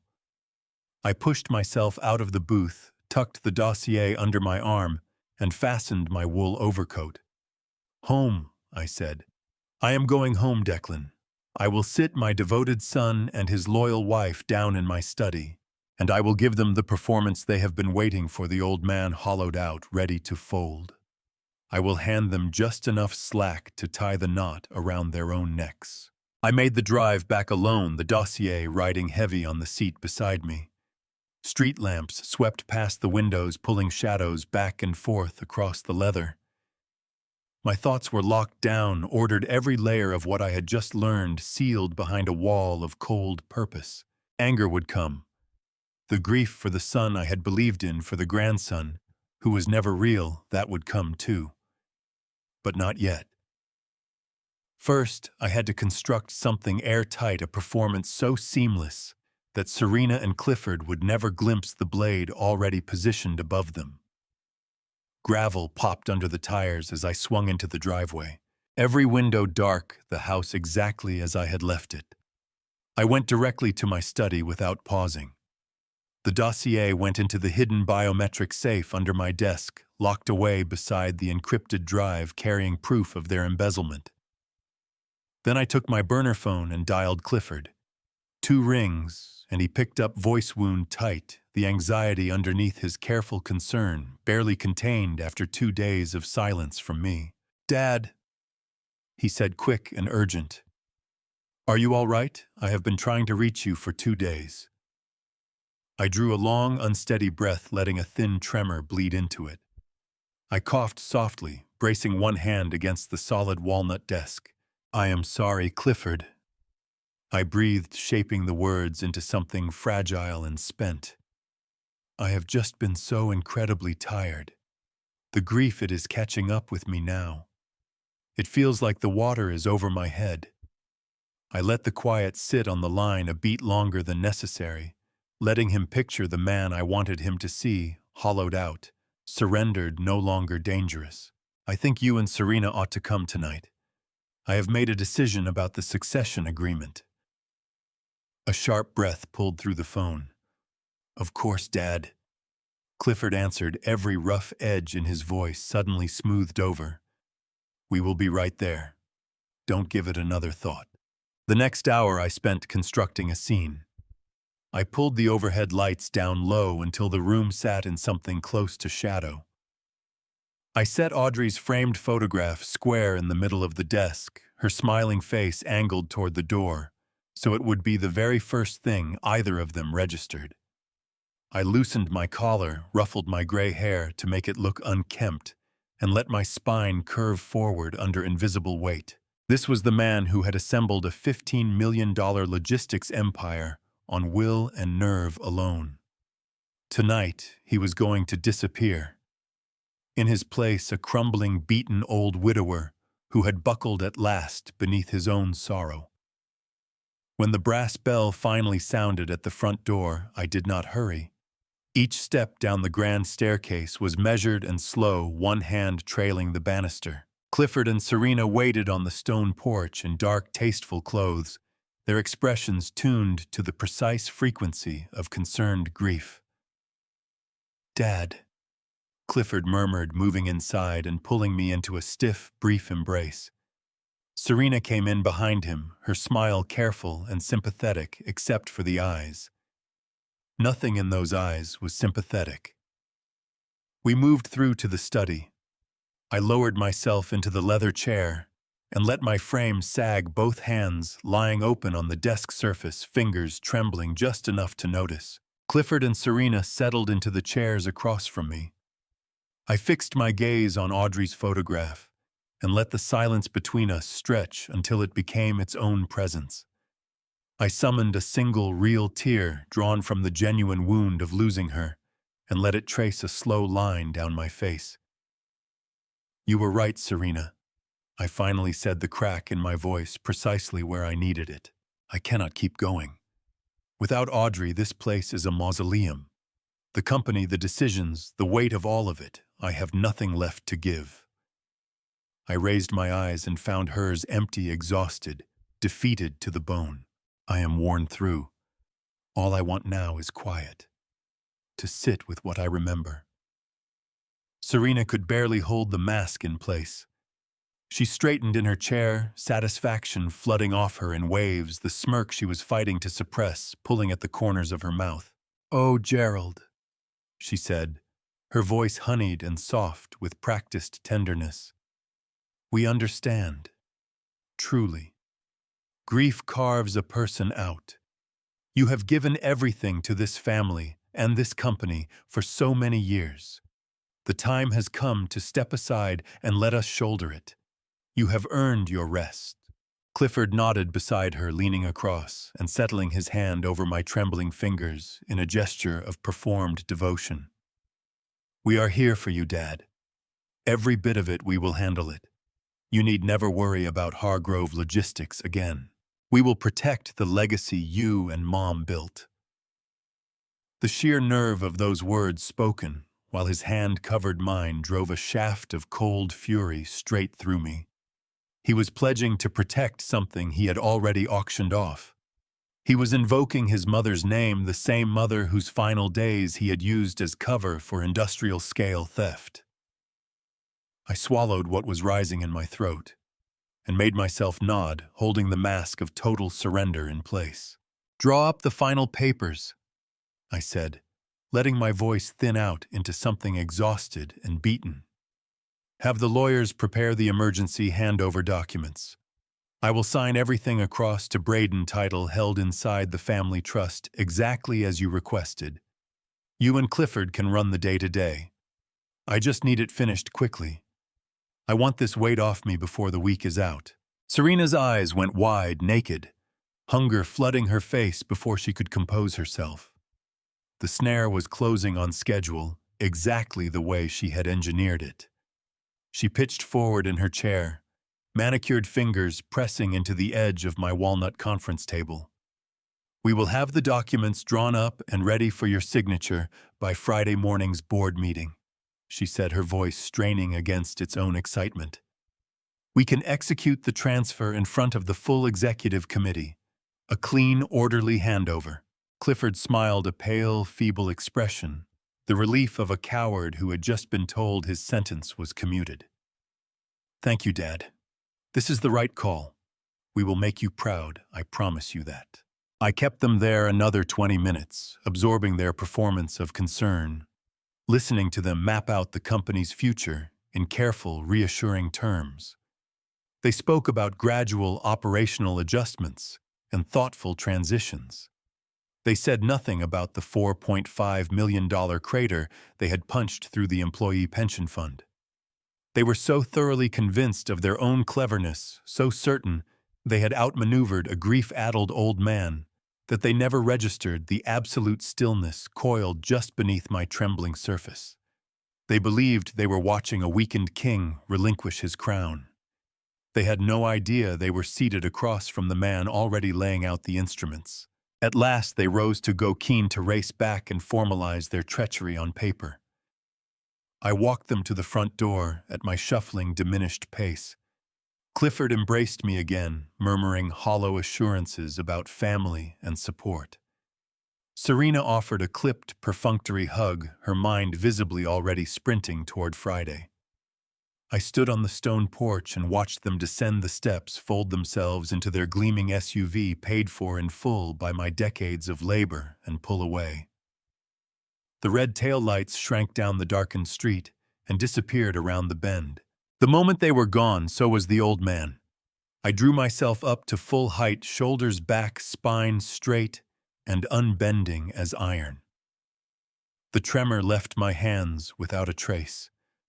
I walked back inside the heavy oak door, closing behind me with a solid, conclusive thud. I moved down the hallway without hesitation, the gloomy, theatrical lighting I had arranged no longer touching me. Back in my study, I threw on the overhead lights, picked up my burner phone, and dialed. No hesitation. A number I had carried in memory for 30 years. 2 rings. Then a crisp, commanding voice. Preston Alcott speaking. Preston was my personal corporate attorney. 55 years old, a razor-sharp legal predator who had spent his career dismembering rival corporations in the most brutal litigation the industry had ever seen. He was a man who understood that genuine power is not delivered with charm, it is delivered with a precisely wielded legal instrument. "Preston," I said, my voice shedding every trace of the weary old man and reasserting the hard, direct authority of the man who had built Hargrove Logistics. "Clear your schedule for the rest of the week. I need a comprehensive package: terminations, disinheritance, the works. We are dealing with a systemic betrayal. Multiple counts of financial fraud, significant pension theft, and a direct violation of the Audrey Hargrove bloodline clause." A brief, sharp breath on his end. Preston did not fish for unnecessary details. He read the register of my voice and understood precisely what was in motion. "Who are we targeting, Gerald?" he asked, his tone going flat and tactical. "My son Clifford," I said, each word landing like a stone dropped into still water. "My daughter-in-law Serena, and Gareth Finch." I let the names sit in the silence for a moment. "They are staging a hostile takeover dressed up as an emergency succession, and they intend to use my own signature to bury $4.5 million in stolen pension money. They want the handover executed at Friday morning's board meeting." Preston's laugh was brief and bone-dry, carrying no warmth at all. "Remarkably bold of them. What do you need from me?" I looked at Audrey's photograph on the desk. Her expression seemed to press me forward, a quiet demand for full and complete justice on behalf of everything she had helped build. "Get the financial audits prepared, Preston. Reach out to your federal contacts on the embezzlement. Bring everything, every piece of proof, including the biological fraud documentation." I leaned into the phone, letting my voice drop until it was barely above a whisper. "We are going to let them take their seats at the head of the table Friday morning. We are going to let them believe they have closed the deal. And then, Preston, we are going to level them. It is time for a reckoning." The 48 hours that followed were a textbook study in the blindness of arrogance. Convinced they had neutralized the last obstacle in their path, Serena and Gareth threw caution aside entirely. Their confidence became something intoxicating and self-destructive. Without waiting for a single succession document to be signed, they began methodically purging Hargrove Logistics of anyone capable of challenging their grip on the company. By Wednesday afternoon, my phone rang. Leonard Whitby, my vice president of operations, fiercely loyal to me for 2 full decades. He told me that Gareth had appeared in his office flanked by corporate security and presented him with a severance package citing an urgent executive restructuring. Leonard was not alone in what hit him. Within 24 hours, my director of human resources and my chief logistics coordinator had both been abruptly cut loose as well. All 3 veteran pillars of the company replaced with sycophantic, grossly underqualified lackeys, handpicked personally by Gareth. These replacements were not employees. They were shields, compliant, incurious, and perfectly positioned to keep their eyes averted while the corporate accounts continued to drain. Clifford, the supposed heir apparent, did absolutely nothing to stop the carnage.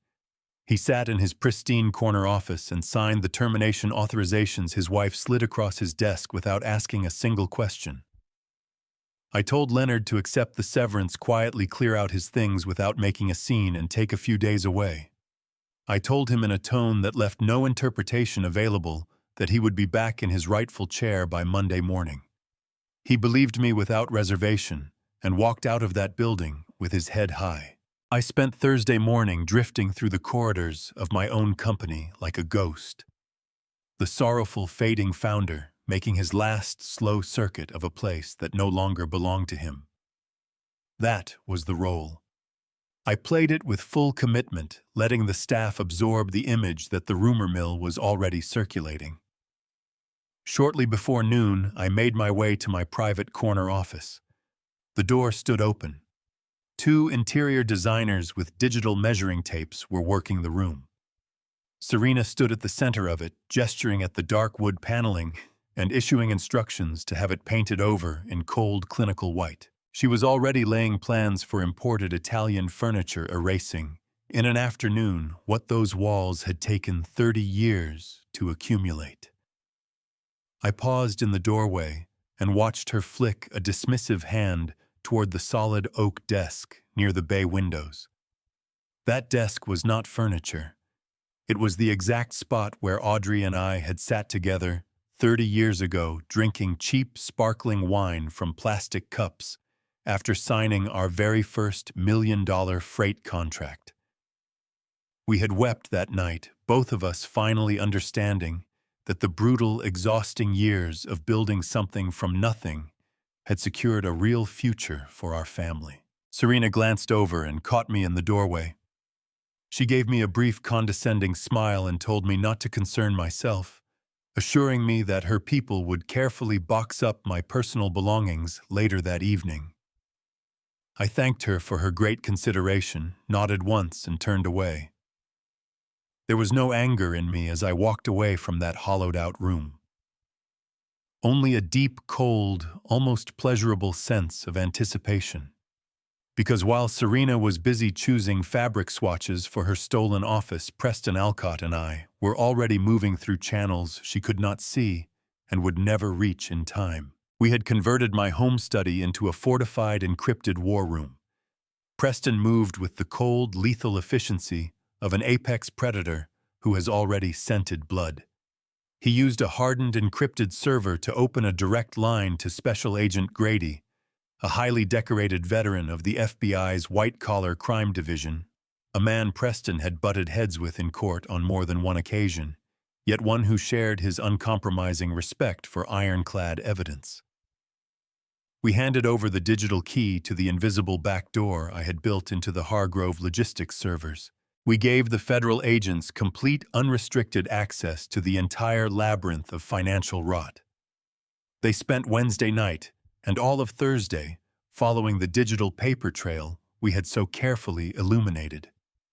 They watched in real time as Gareth and Serena drained the last of the employee pension funds through 4 shell limited liability corporations registered in Delaware. They confirmed the forged digital signatures, mapped the offshore routing protocols, and secured the warrants needed to freeze the illicit Cayman Islands accounts. The trap had grown far beyond a simple corporate termination. This was now a massive, fully coordinated federal sting operation. Special Agent Grady gave Preston his personal assurance that heavily armed teams would be locked into position in unmarked vans ringing the Hargrove Logistics building by first light. The evidence of the $4.5 million embezzlement was completely airtight, and the federal government was more than ready to collect what was owed. The sun finally broke on Friday morning, flooding the city in cold, brilliant, unforgiving light. I stood at the center of my master bedroom and listened to the absolute silence of the house. The season of playing the grieving, shattered old man was over. That performance had done its job, lulling my enemies into a false and intoxicating sense of complete security. I crossed to my spacious walk-in closet and pushed past the dark conservative morning suits I had worn all week. Instead, I drew out a perfectly tailored charcoal gray bespoke suit with razor-sharp lapels. It was the armor of a man who built empires, the garment I reserved for the days I intended to take a rival completely apart. I dressed with slow, deliberate precision. I buttoned the crisp white shirt, fastened the heavy platinum cufflinks, and tied a deep navy silk tie in a perfect Windsor knot. I studied myself in the full-length mirror. The stooped, trembling old widower was completely gone. The man staring back was the founder of Hargrove Logistics, someone who had weathered economic collapses, outlasted ruthless competitors, and carried the profound grief of losing the woman he loved most. I moved to the sturdy wooden nightstand, where Audrey had left Audrey's favorite pearl necklace. I ran my fingers across the cool pearls, drawing quiet strength from her enduring memory. My focus held absolutely still, my purpose entirely unshakable. This was never only about protecting my fortune. It was about defending the sacred honor of the woman who had given everything to build this empire beside me. I turned from that quiet bedroom and walked with purpose down the grand staircase, each footfall striking the polished hardwood with a commanding rhythmic authority. I stepped into my dimly lit study, the very room where Serena and Clifford had foolishly believed they had broken me just a few nights before. The atmosphere felt entirely transformed. The heavy shadows that had once concealed my carefully rehearsed fragility now seemed to lean in and embrace what was coming.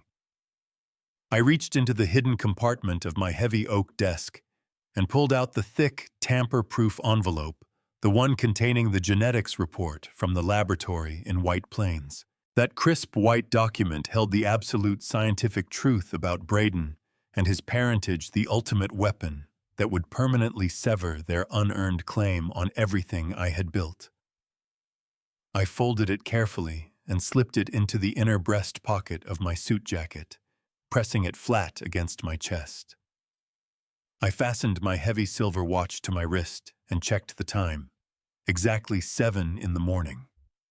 The board meeting was set to begin in precisely 2 hours. The federal agents were at that moment locking into their positions, The legal termination documents were finalized and waiting securely inside Preston's briefcase. The chessboard was perfectly arranged, and my arrogant opponents were marching their king straight into an inescapable trap without the faintest idea. I walked out through my front door, the sharp morning air filling my lungs with a clean, clarifying charge. I dropped into the driver's seat of my truck, gripped the thick leather steering wheel, and turned the ignition over. I was going to walk into that boardroom and let them settle comfortably at the head of the long walnut conference table. I was going to let them look down at me and believe with every fiber of their being that they had finally won this brutal war. I would grant them a few fleeting seconds of pure, unadulterated triumph, and then I was going to burn their entire stolen world straight to the ground without a single ounce of mercy. I eased the truck into gear and pulled out of my quiet suburban driveway, watching the rising sun blaze off the windshield. Today was not a day of mourning. Today was a day of absolute reckoning.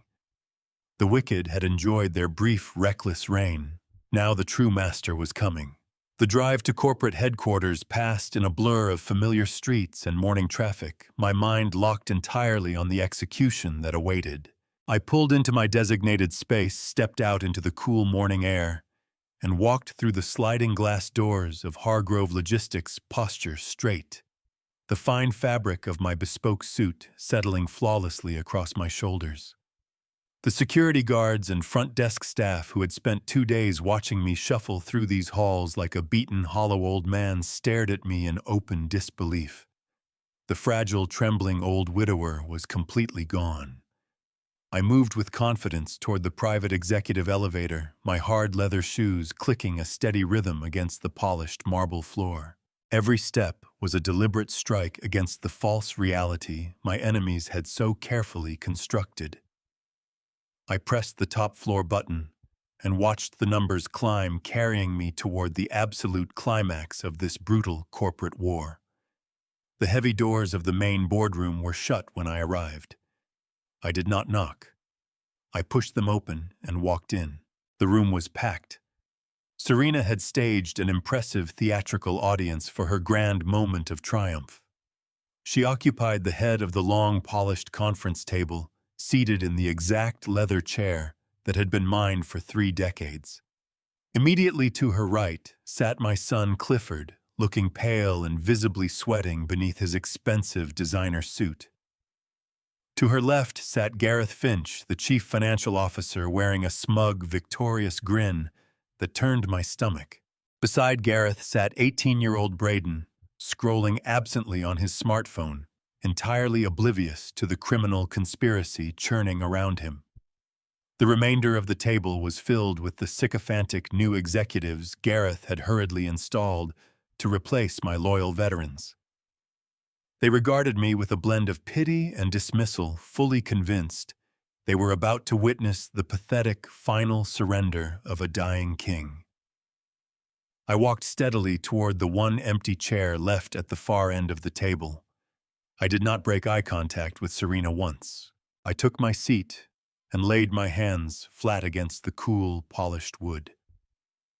The room fell completely silent. The only sound was the faint, rhythmic ticking of the antique mantel clock standing on the credenza.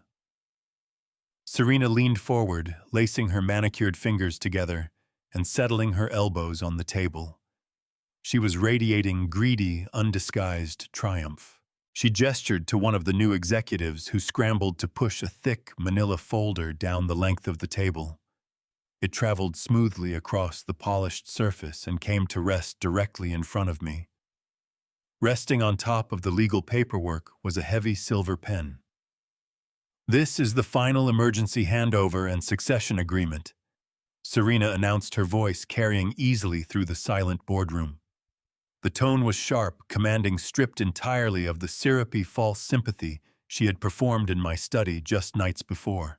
The transition of executive power has already been fully approved by the new board members present in this room today. We have streamlined the legal process to ensure a rapid, seamless transfer of all corporate assets and operational authority into the family trust. All we require right now is your final authorization signature on the bottom line. I looked down at the thick stack of papers. Buried deep within those pages was the indemnification clause and the mandatory audit authorization designed to legally pin the theft of $4.5 million from the employee pension fund squarely on me. I raised my eyes back to Serena. She was no longer performing the role of concerned family member. She was a predator who believed her jaws were already clamped firmly around my throat. The mask was completely off.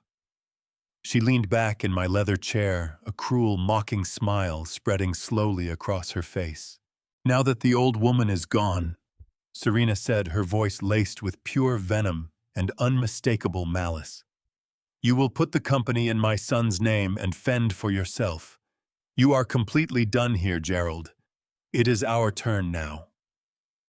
The sheer brutal audacity of those words hung like smoke in the stagnant air of the boardroom. She had finally let the truth spill out, exposing the dark, rotted core of her decades-long deception.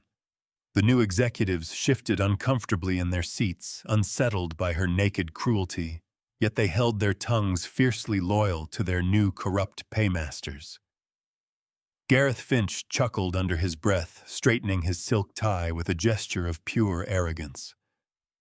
Braden finally glanced up from his smartphone, mildly puzzled by the sudden tension, then dropped his eyes straight back to the glowing screen. I gave her vicious insult against my late wife nothing. Not a flinch. Not a word. I held my face like a wall of cold, hard stone. I reached out slowly and lifted the heavy silver pen from the top of the legal folder. The polished metal sat cool and solid in my grip. I turned it in my fingers, letting the morning light catch the barrel. Then I turned my head and looked directly at Clifford. This was the final threshold. He was a weak, spineless man who had taken active part in a sweeping systemic fraud to protect an inheritance he had never earned. He had sat there and watched his wife desecrate the memory of his recently deceased mother, and yet he was still my son. I stared into his pale, sweating face and offered him one last silent appeal, a single fleeting window to stand up to speak to halt this madness before the federal hammer came down and flattened his entire world. I weighted the silver pen suspended in the quiet air between us. Clifford swallowed hard, his Adam's apple working sharply against his tight collar. He saw the piercing question in my eyes. He knew precisely what I was asking of him without a single spoken word. For one brief, agonizing instant, genuine hesitation flickered across his features. Then the cowardice closed over it, like water over a stone. The terror of losing everything comfortable and luxurious he had built his life upon crushed whatever thin shreds of decency still remained inside him. Clifford made his choice. He broke eye contact, turned his head away, and fixed his gaze blankly on his polished leather shoes. The betrayal was complete. I let my fingers open and released the silver pen. The metal cylinder struck the walnut conference table with a sharp crack that rang through the silent room. I settled back into my chair, folded my hands in my lap, and looked directly into Serena's expectant, arrogant eyes. "No," I said, smooth and quiet. Before she could even begin to absorb my refusal, the heavy double doors of the boardroom burst violently open. Preston Alcott walked in, flanked by two stone-faced federal agents in dark windbreakers. The temperature in the room seemed to drop instantly. Preston did not stop for pleasantries. He did not introduce the two agents who moved into position behind him, their dark jackets a stark contrast against the plush corporate surroundings. He moved with the measured, deliberate strides of a man walking to an execution, certain of every step, unhurried, unstoppable. The smug, triumphant expressions plastered across the faces of the newly seated executive board dissolved at once, swallowed by a wave of thick, collective confusion. Preston ignored the row of empty chairs entirely. He marched straight to the head of the long, polished walnut conference table, stopping just feet from where Serena sat, frozen in my leather chair. He unclasped his sleek black briefcase. The sharp, metallic snap cut through the silence like a blade. He reached inside and drew out the thick, tamper-proof envelope, holding the verified genetic laboratory report from White Plains. With a single practiced flick of his wrist, he sent the document sailing onto the center of the table. It skimmed across the reflective surface and came to rest squarely between Serena and Clifford. The crisp white paper looked harmless enough, but I knew the truth sealed inside it was about to detonate their entire stolen reality. Preston buttoned his suit jacket, his face an impenetrable mask of legal authority. Before anyone in that stunned room could draw breath to form a question, Preston spoke. His voice was a deep, resonant baritone that seized the room completely and left no space for interruption. I am the legal representative of Gerald Hargrove in all matters concerning the execution of the Audrey Hargrove Trust and the corporate succession of Hargrove Logistics. He announced it coldly, eyes fixed on Serena. The sealed document now before you constitutes a fully binding and independently verified genetic analysis. It was expedited and officially certified by a premier independent medical laboratory fewer than 48 hours ago. Preston did not wait for their shaking hands to reach for the envelope. He recited the scientific conclusion entirely from memory, his enunciation precise and deliberately punishing. The biological samples analyzed yield a probability of paternity of exactly 0%. The subject, currently known as Braden, is definitively and permanently excluded as the biological offspring of Clifford Hargrove. Those words struck the stale air of the boardroom like a physical shockwave. A horrified gasp tore loose from the far side of the table. I looked past Gareth and found 18-year-old Braden sitting completely rigid in his chair. His precious smartphone lay forgotten on the table in front of him. Every trace of color had drained from his young face, leaving his skin a sickly, translucent white. He turned his head slowly toward his mother, his eyes wide and utterly terrified, silently begging her to tear the claim apart. Serena did not even look back at her devastated son.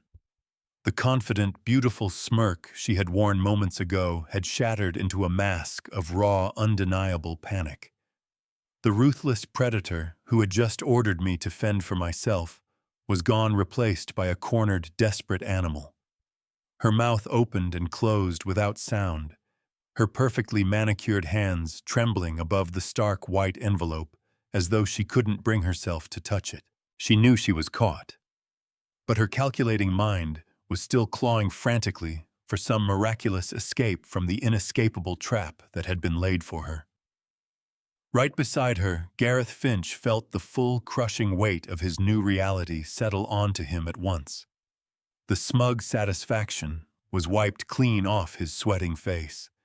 He recognized the federal agents, no question about that, and his deep financial expertise told him precisely what was unfolding around his carefully built criminal conspiracy. He pressed his palms flat against the walnut conference table and shoved his chair backward instinctively, lunging to flee or to reach his private office and purge the incriminating digital records from his servers. He barely made it halfway to his feet before one of the federal agents moved with terrifying speed.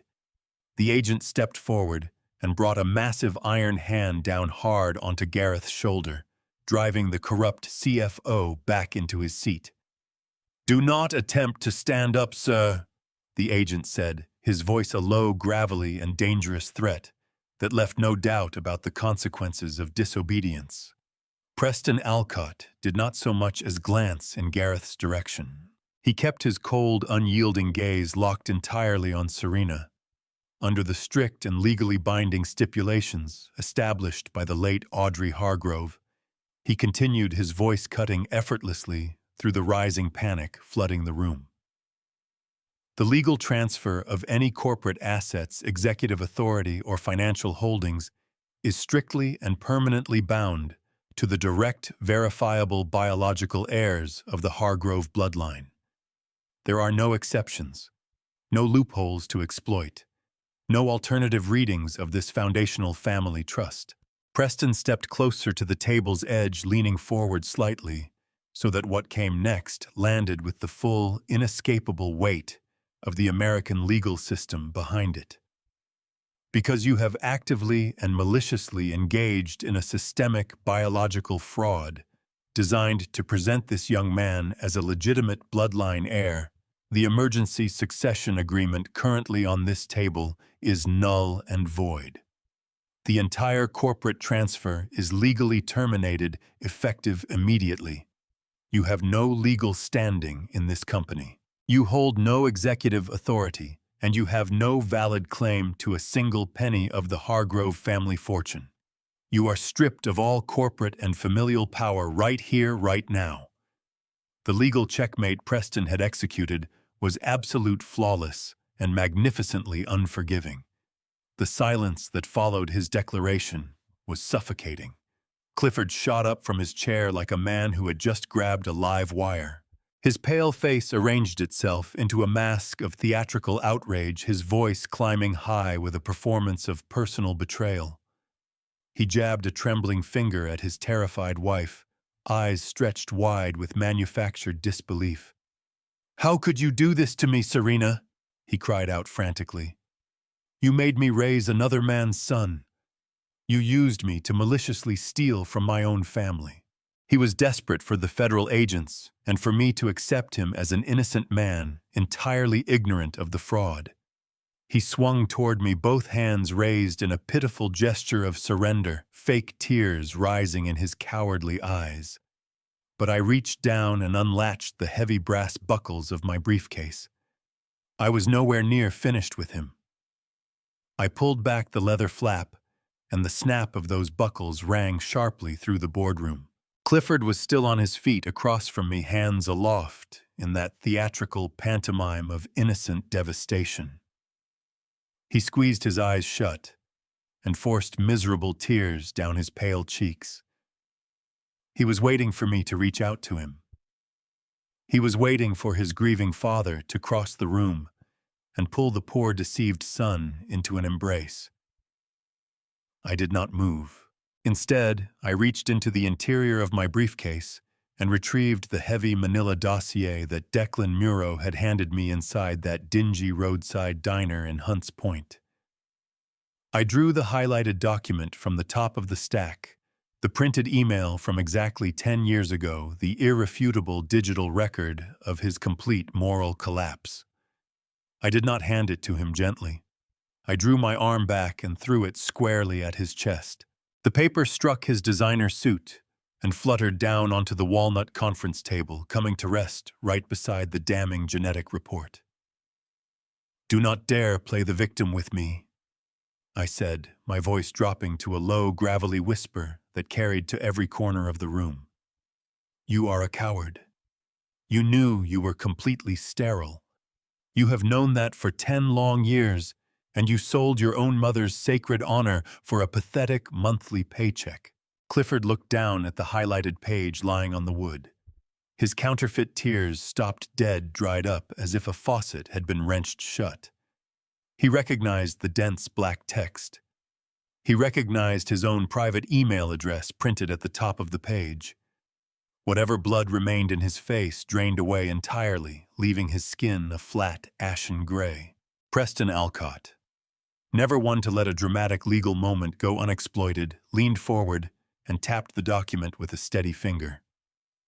He read its most devastating lines aloud for the entire executive board to hear, reciting Clifford's own wretched words, exposing how a childhood infection had left him permanently infertile and how he had conspired with Serena to deceive Audrey in order to secure his place in the family trust. The ugly truth settled over the room like a fog. Clifford did not attempt to deny it. He did not cry forgery. His knees simply gave out. He dropped back into his leather chair, the fight emptying from his weak, pampered body all at once. He buried his face in his shaking hands, and began to weep, not the calculated, manipulative crying of a few moments ago. This was the ugly, wrenching sobbing of a man who understood his entire life had just been permanently demolished. "Dad, please," he choked out between heavy, racking sobs. "I was terrified. She made me do it. She told me Mom would cut me off completely and leave me with absolutely nothing." He thrust a trembling finger blindly toward his wife, clawing to offload the weight of the blame. Serena turned and fixed him with a look of pure, undisguised contempt. "Do not dare try to pin your pathetic cowardice on me," she screamed, her voice fracturing with furious panic. "You gladly took the money.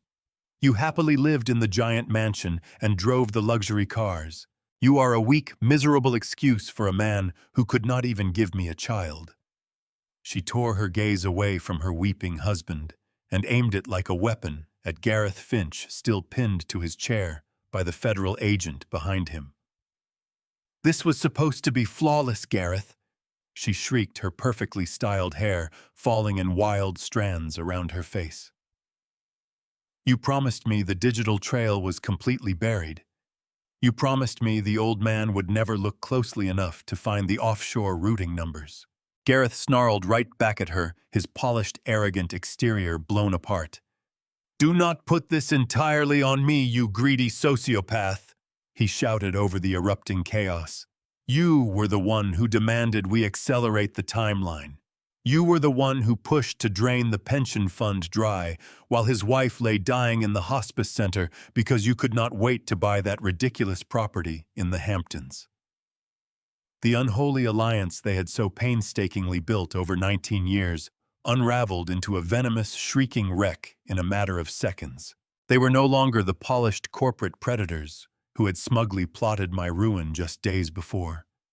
They were cornered rats tearing viciously at one another in a frantic and utterly futile bid to escape the sinking ship. I sat back and watched them come apart with absolute zero empathy. My heart was a sealed, impenetrable vault. Looking at their flushed, screaming faces, my mind drifted briefly to the grinding freight wars of the 1990s. Audrey and I had stared down ruthless union strikes, corporate espionage, and massive predatory conglomerates that had done everything in their power to crush our small, struggling operation into the ground. We had endured countless sleepless nights navigating treacherous financial waters, carrying nothing but raw grit and an unbreakable loyalty to each other. I had faced down armed hijackers on dark, empty interstate highways, trying to steal our cargo trucks. I had bled for every single dollar I had ever put in the bank. These soft, pampered vultures never had a genuine chance against a man built from that kind of fight.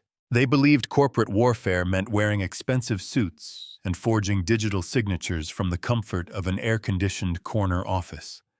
They gravely underestimated the dangerous resilience of a man who had actually bled to build the ground beneath their feet. The screaming in the boardroom climbed to a fever pitch. Clifford was sobbing helplessly into his hands. Serena was hysterically trying to hurl a glass pitcher at Gareth, who was loudly demanding legal representation and cursing her name in the same breath. The newly appointed board members, the very people Gareth had brought in 2 days earlier to serve as rubber stamps for the embezzlement scheme, sat frozen in total, stunned silence. They watched their brief, lucrative careers evaporate before their eyes. 18-year-old Braden simply stared at the chaos unfolding around him, his mouth hanging open as the slow and terrible realization set in that his entire identity, his immense wealth, and his family history had been nothing more than a carefully constructed illusion.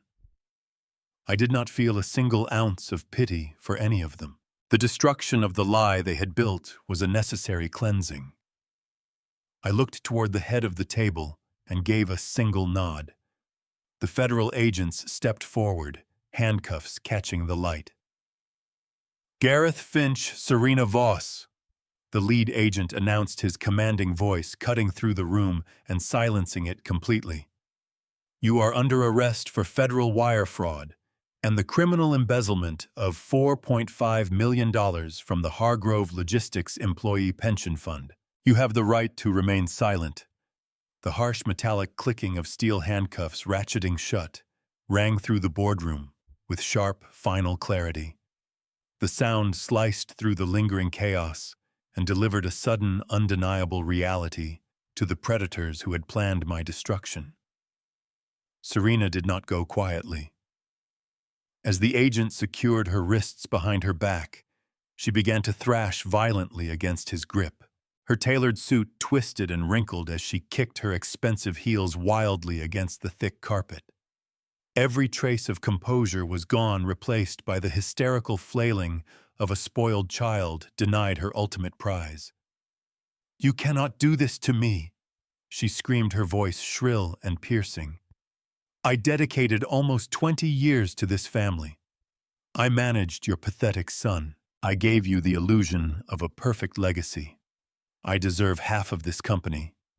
You owe me Gerald. You owe me everything." I watched her performance with complete, unblinking detachment. The federal agents paid no attention to her furious demands as they steered her toward the double doors. Gareth Finch offered no physical resistance whatsoever. The crushing weight of the federal indictment had ground whatever arrogance he possessed into dust. He walked with his head down, face drained white, his silk tie hanging crookedly from his collar, a defeated man who understood that his fraud had just cost him his life. The walnut doors swung shut, cutting off the last fading echoes of Serena's screams. The sudden absence of their voices left a suffocating stillness behind. The newly appointed board members quietly gathered their briefcases and slipped out through the side doors. I did not move to stop them. They were merely symptoms of the disease, and I was focused on having cut out the root. I turned my gaze slowly back toward the head of the long table. Clifford remained slumped in his chair, face buried in his hands, shoulders trembling with quiet, pathetic sobs. He had watched his wife hauled away and had done nothing, not a word, not a gesture for her or for himself. I reached into my briefcase one final time. I withdrew a single sheet of legal paper bearing the official seal of Preston Alcott's law firm. I walked the full length of the polished table, my shoes clicking steadily against the floor in the empty silence. I stopped directly beside Clifford's chair. I did not place a hand on his shoulder. I let the paper fall onto his lap. Clifford lowered his hands and stared down at the document through tear-filled eyes. He read the bold header, his breath catching in his throat. It was a legally binding eviction notice. "You have exactly 24 hours to clear your belongings from the house I bought for you," I said, my voice stripped of any paternal warmth. "Leave the keys on the counter and do not ever set foot on that property again. Furthermore, your employment at Hargrove Logistics is permanently terminated. Your corporate title, your salary, and every associated benefit gone." Clifford looked up, his eyes wide with desperate terror. "Dad, please," he whimpered, his trembling hands clasped together. "Where am I supposed to go? How am I supposed to survive? I have nothing left. You made your choice 10 years ago when you decided to sell your mother's honor to protect a fraudulent inheritance." I replied, my tone as unforgiving as solid granite. "You willingly took part in a deception because you were too weak to build anything of your own. Preston has executed the legal amendments to the trust. You are completely and permanently disinherited. You will not receive a single penny from my estate. You are fired. You are evicted. And as far as I am concerned, you are nothing to me. Do not ever attempt to contact me again." Clifford buried his face back in his hands, weeping openly, broken by the full weight of what had come down on him. I stepped away, feeling no pull to stand there and watch the wreckage of a man who had squandered every advantage ever handed to him. I turned my attention to the far end of the table. 18-year-old Braden was still sitting there, frozen in shock. He looked achingly young, lost and utterly exposed. The vast inheritance and family history he had always believed were his had just been torn away without warning. He lifted his eyes to meet mine, and what I saw in them was a raw mixture of fear and confusion. He was born of deception, but he was also its most innocent casualty. I looked at the boy I had spent 18 years treating as my own flesh and blood. I did not hate him, but I could not look at him without seeing the 19 years of lies his very existence represented. He was not my blood. He was not my legacy. I walked over and stood a few feet away. "Listen to me carefully, Braden," I said, keeping my voice firm, but a shade softer than what I had used with Clifford. "You are not responsible for the crimes your mother and biological father committed. You did not ask to be born into this deception. However, you are no longer a part of the Hargrove family, and you are no longer entitled to the privileges that name carries. You will have to learn how to make your own way in the world without a safety net." The boy nodded slowly, swallowing hard, the weight of his new reality pressing down on him all at once. "I will not leave you destitute on the streets today." I continued, holding a respectful distance. "I will cover your college tuition and your basic living expenses for exactly 1 year. That gives you 12 months to find part-time work, secure student loans, and begin building your own path. Use that time wisely. Because after those 12 months are up, you are entirely on your own. Do you understand?" Braden nodded again, a single tear slipping down his pale cheek. "I understand, sir," he whispered. "Thank you." I watched Braden rise from his seat, his movements stiff and uncertain. He gathered his backpack quietly and walked out of the boardroom, leaving behind the immense wealth he had always taken to be his birthright. Clifford followed not long after, staggering toward the exit, without a single word of protest, a broken man walking out into a world he had never once prepared himself to face. The walnut doors swung shut, sealing the room in profound silence. I stood alone near the head of the polished table. The chaos that had consumed the morning had fully evaporated, leaving behind a sharp, ringing stillness. I looked around the boardroom, the nerve center of an empire built with my bare hands. Preston Alcott stepped quietly from the far side of the room, his sleek black briefcase clasped at his side, and approached me with slow, measured steps. "It is done, Gerald," Preston said quietly, his voice a steady, grounding presence in the stillness. "The malignant cancer has been surgically cut out of your company." I drew a deep breath and felt the suffocating weight of 19 years finally begin to lift from my shoulders. "Yes, Preston, the cancer is finally gone," I replied, my voice steady and resolute. "But the empire still needs to be rebuilt." 6 months passed since the storm tore through the halls of Hargrove Logistics. The wheels of federal justice turned with agonizing slowness, but their ultimate verdict was devastating and absolute. I sat in the heavy oak pews of the Southern District Federal Courthouse and watched the final chapter of Serena and Gareth's monumental arrogance reach its permanent end. The presiding judge, a stern man with zero tolerance for corporate predators, delivered a scorching reprimand that rang through the hushed courtroom. Serena and Gareth were both sentenced to 15 years in a maximum security federal penitentiary for wire fraud and grand embezzlement. Serena did not scream or thrash this time. She stood completely still, her once immaculate designer wardrobe replaced by the stark, humiliating reality of a prison uniform. The lavish life she had spent nearly 2 decades lying and manipulating to secure had evaporated completely into nothing. Gareth stood beside her, a hollow, defeated shell of the slick financial officer he had once been.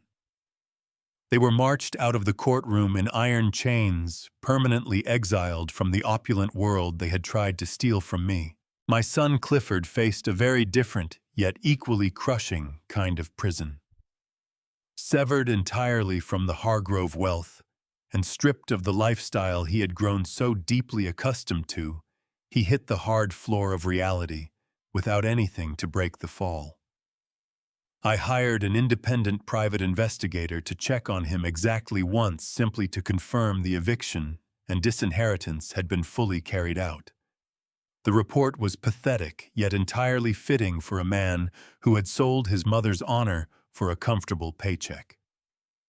Clifford was living in a cramped, noisy apartment on the wrong side of the city, scraping by on a minimum-wage retail job at a local home improvement store. He spent his days in a cheap polyester vest answering to managers half his age and stocking heavy shelves for an hourly wage. He had finally been forced to learn the true cost of a hard-earned dollar, a lesson Audrey and I had tried desperately to teach him decades ago. I felt absolutely no pity for where he had landed. He was simply harvesting the bitter crop of the seeds he had willingly planted. While the architects of my near destruction faced their grim new realities, I poured every ounce of my energy into repairing the damage they had done to my life's work. Rebuilding Hargrove Logistics was neither simple nor easy, but I came at it with the same relentless determination that had allowed me to raise an empire from a single battered cargo van back in 1983. My very first executive act was to personally reach out to Leonard Whitby and the other deeply loyal senior executives who had been unceremoniously pushed out during Serena's brief, arrogant reign of terror. I called them back to headquarters, offering them their former positions, along with substantial financial bonuses, and a sincere apology for every disruption they had been forced to endure. They returned without a moment's hesitation, stepping straight back into their roles and helping me steady the listing ship. Together we worked alongside Special Agent Grady and the Federal Investigative Team to trace every stolen dollar through the tangled web of offshore routing protocols.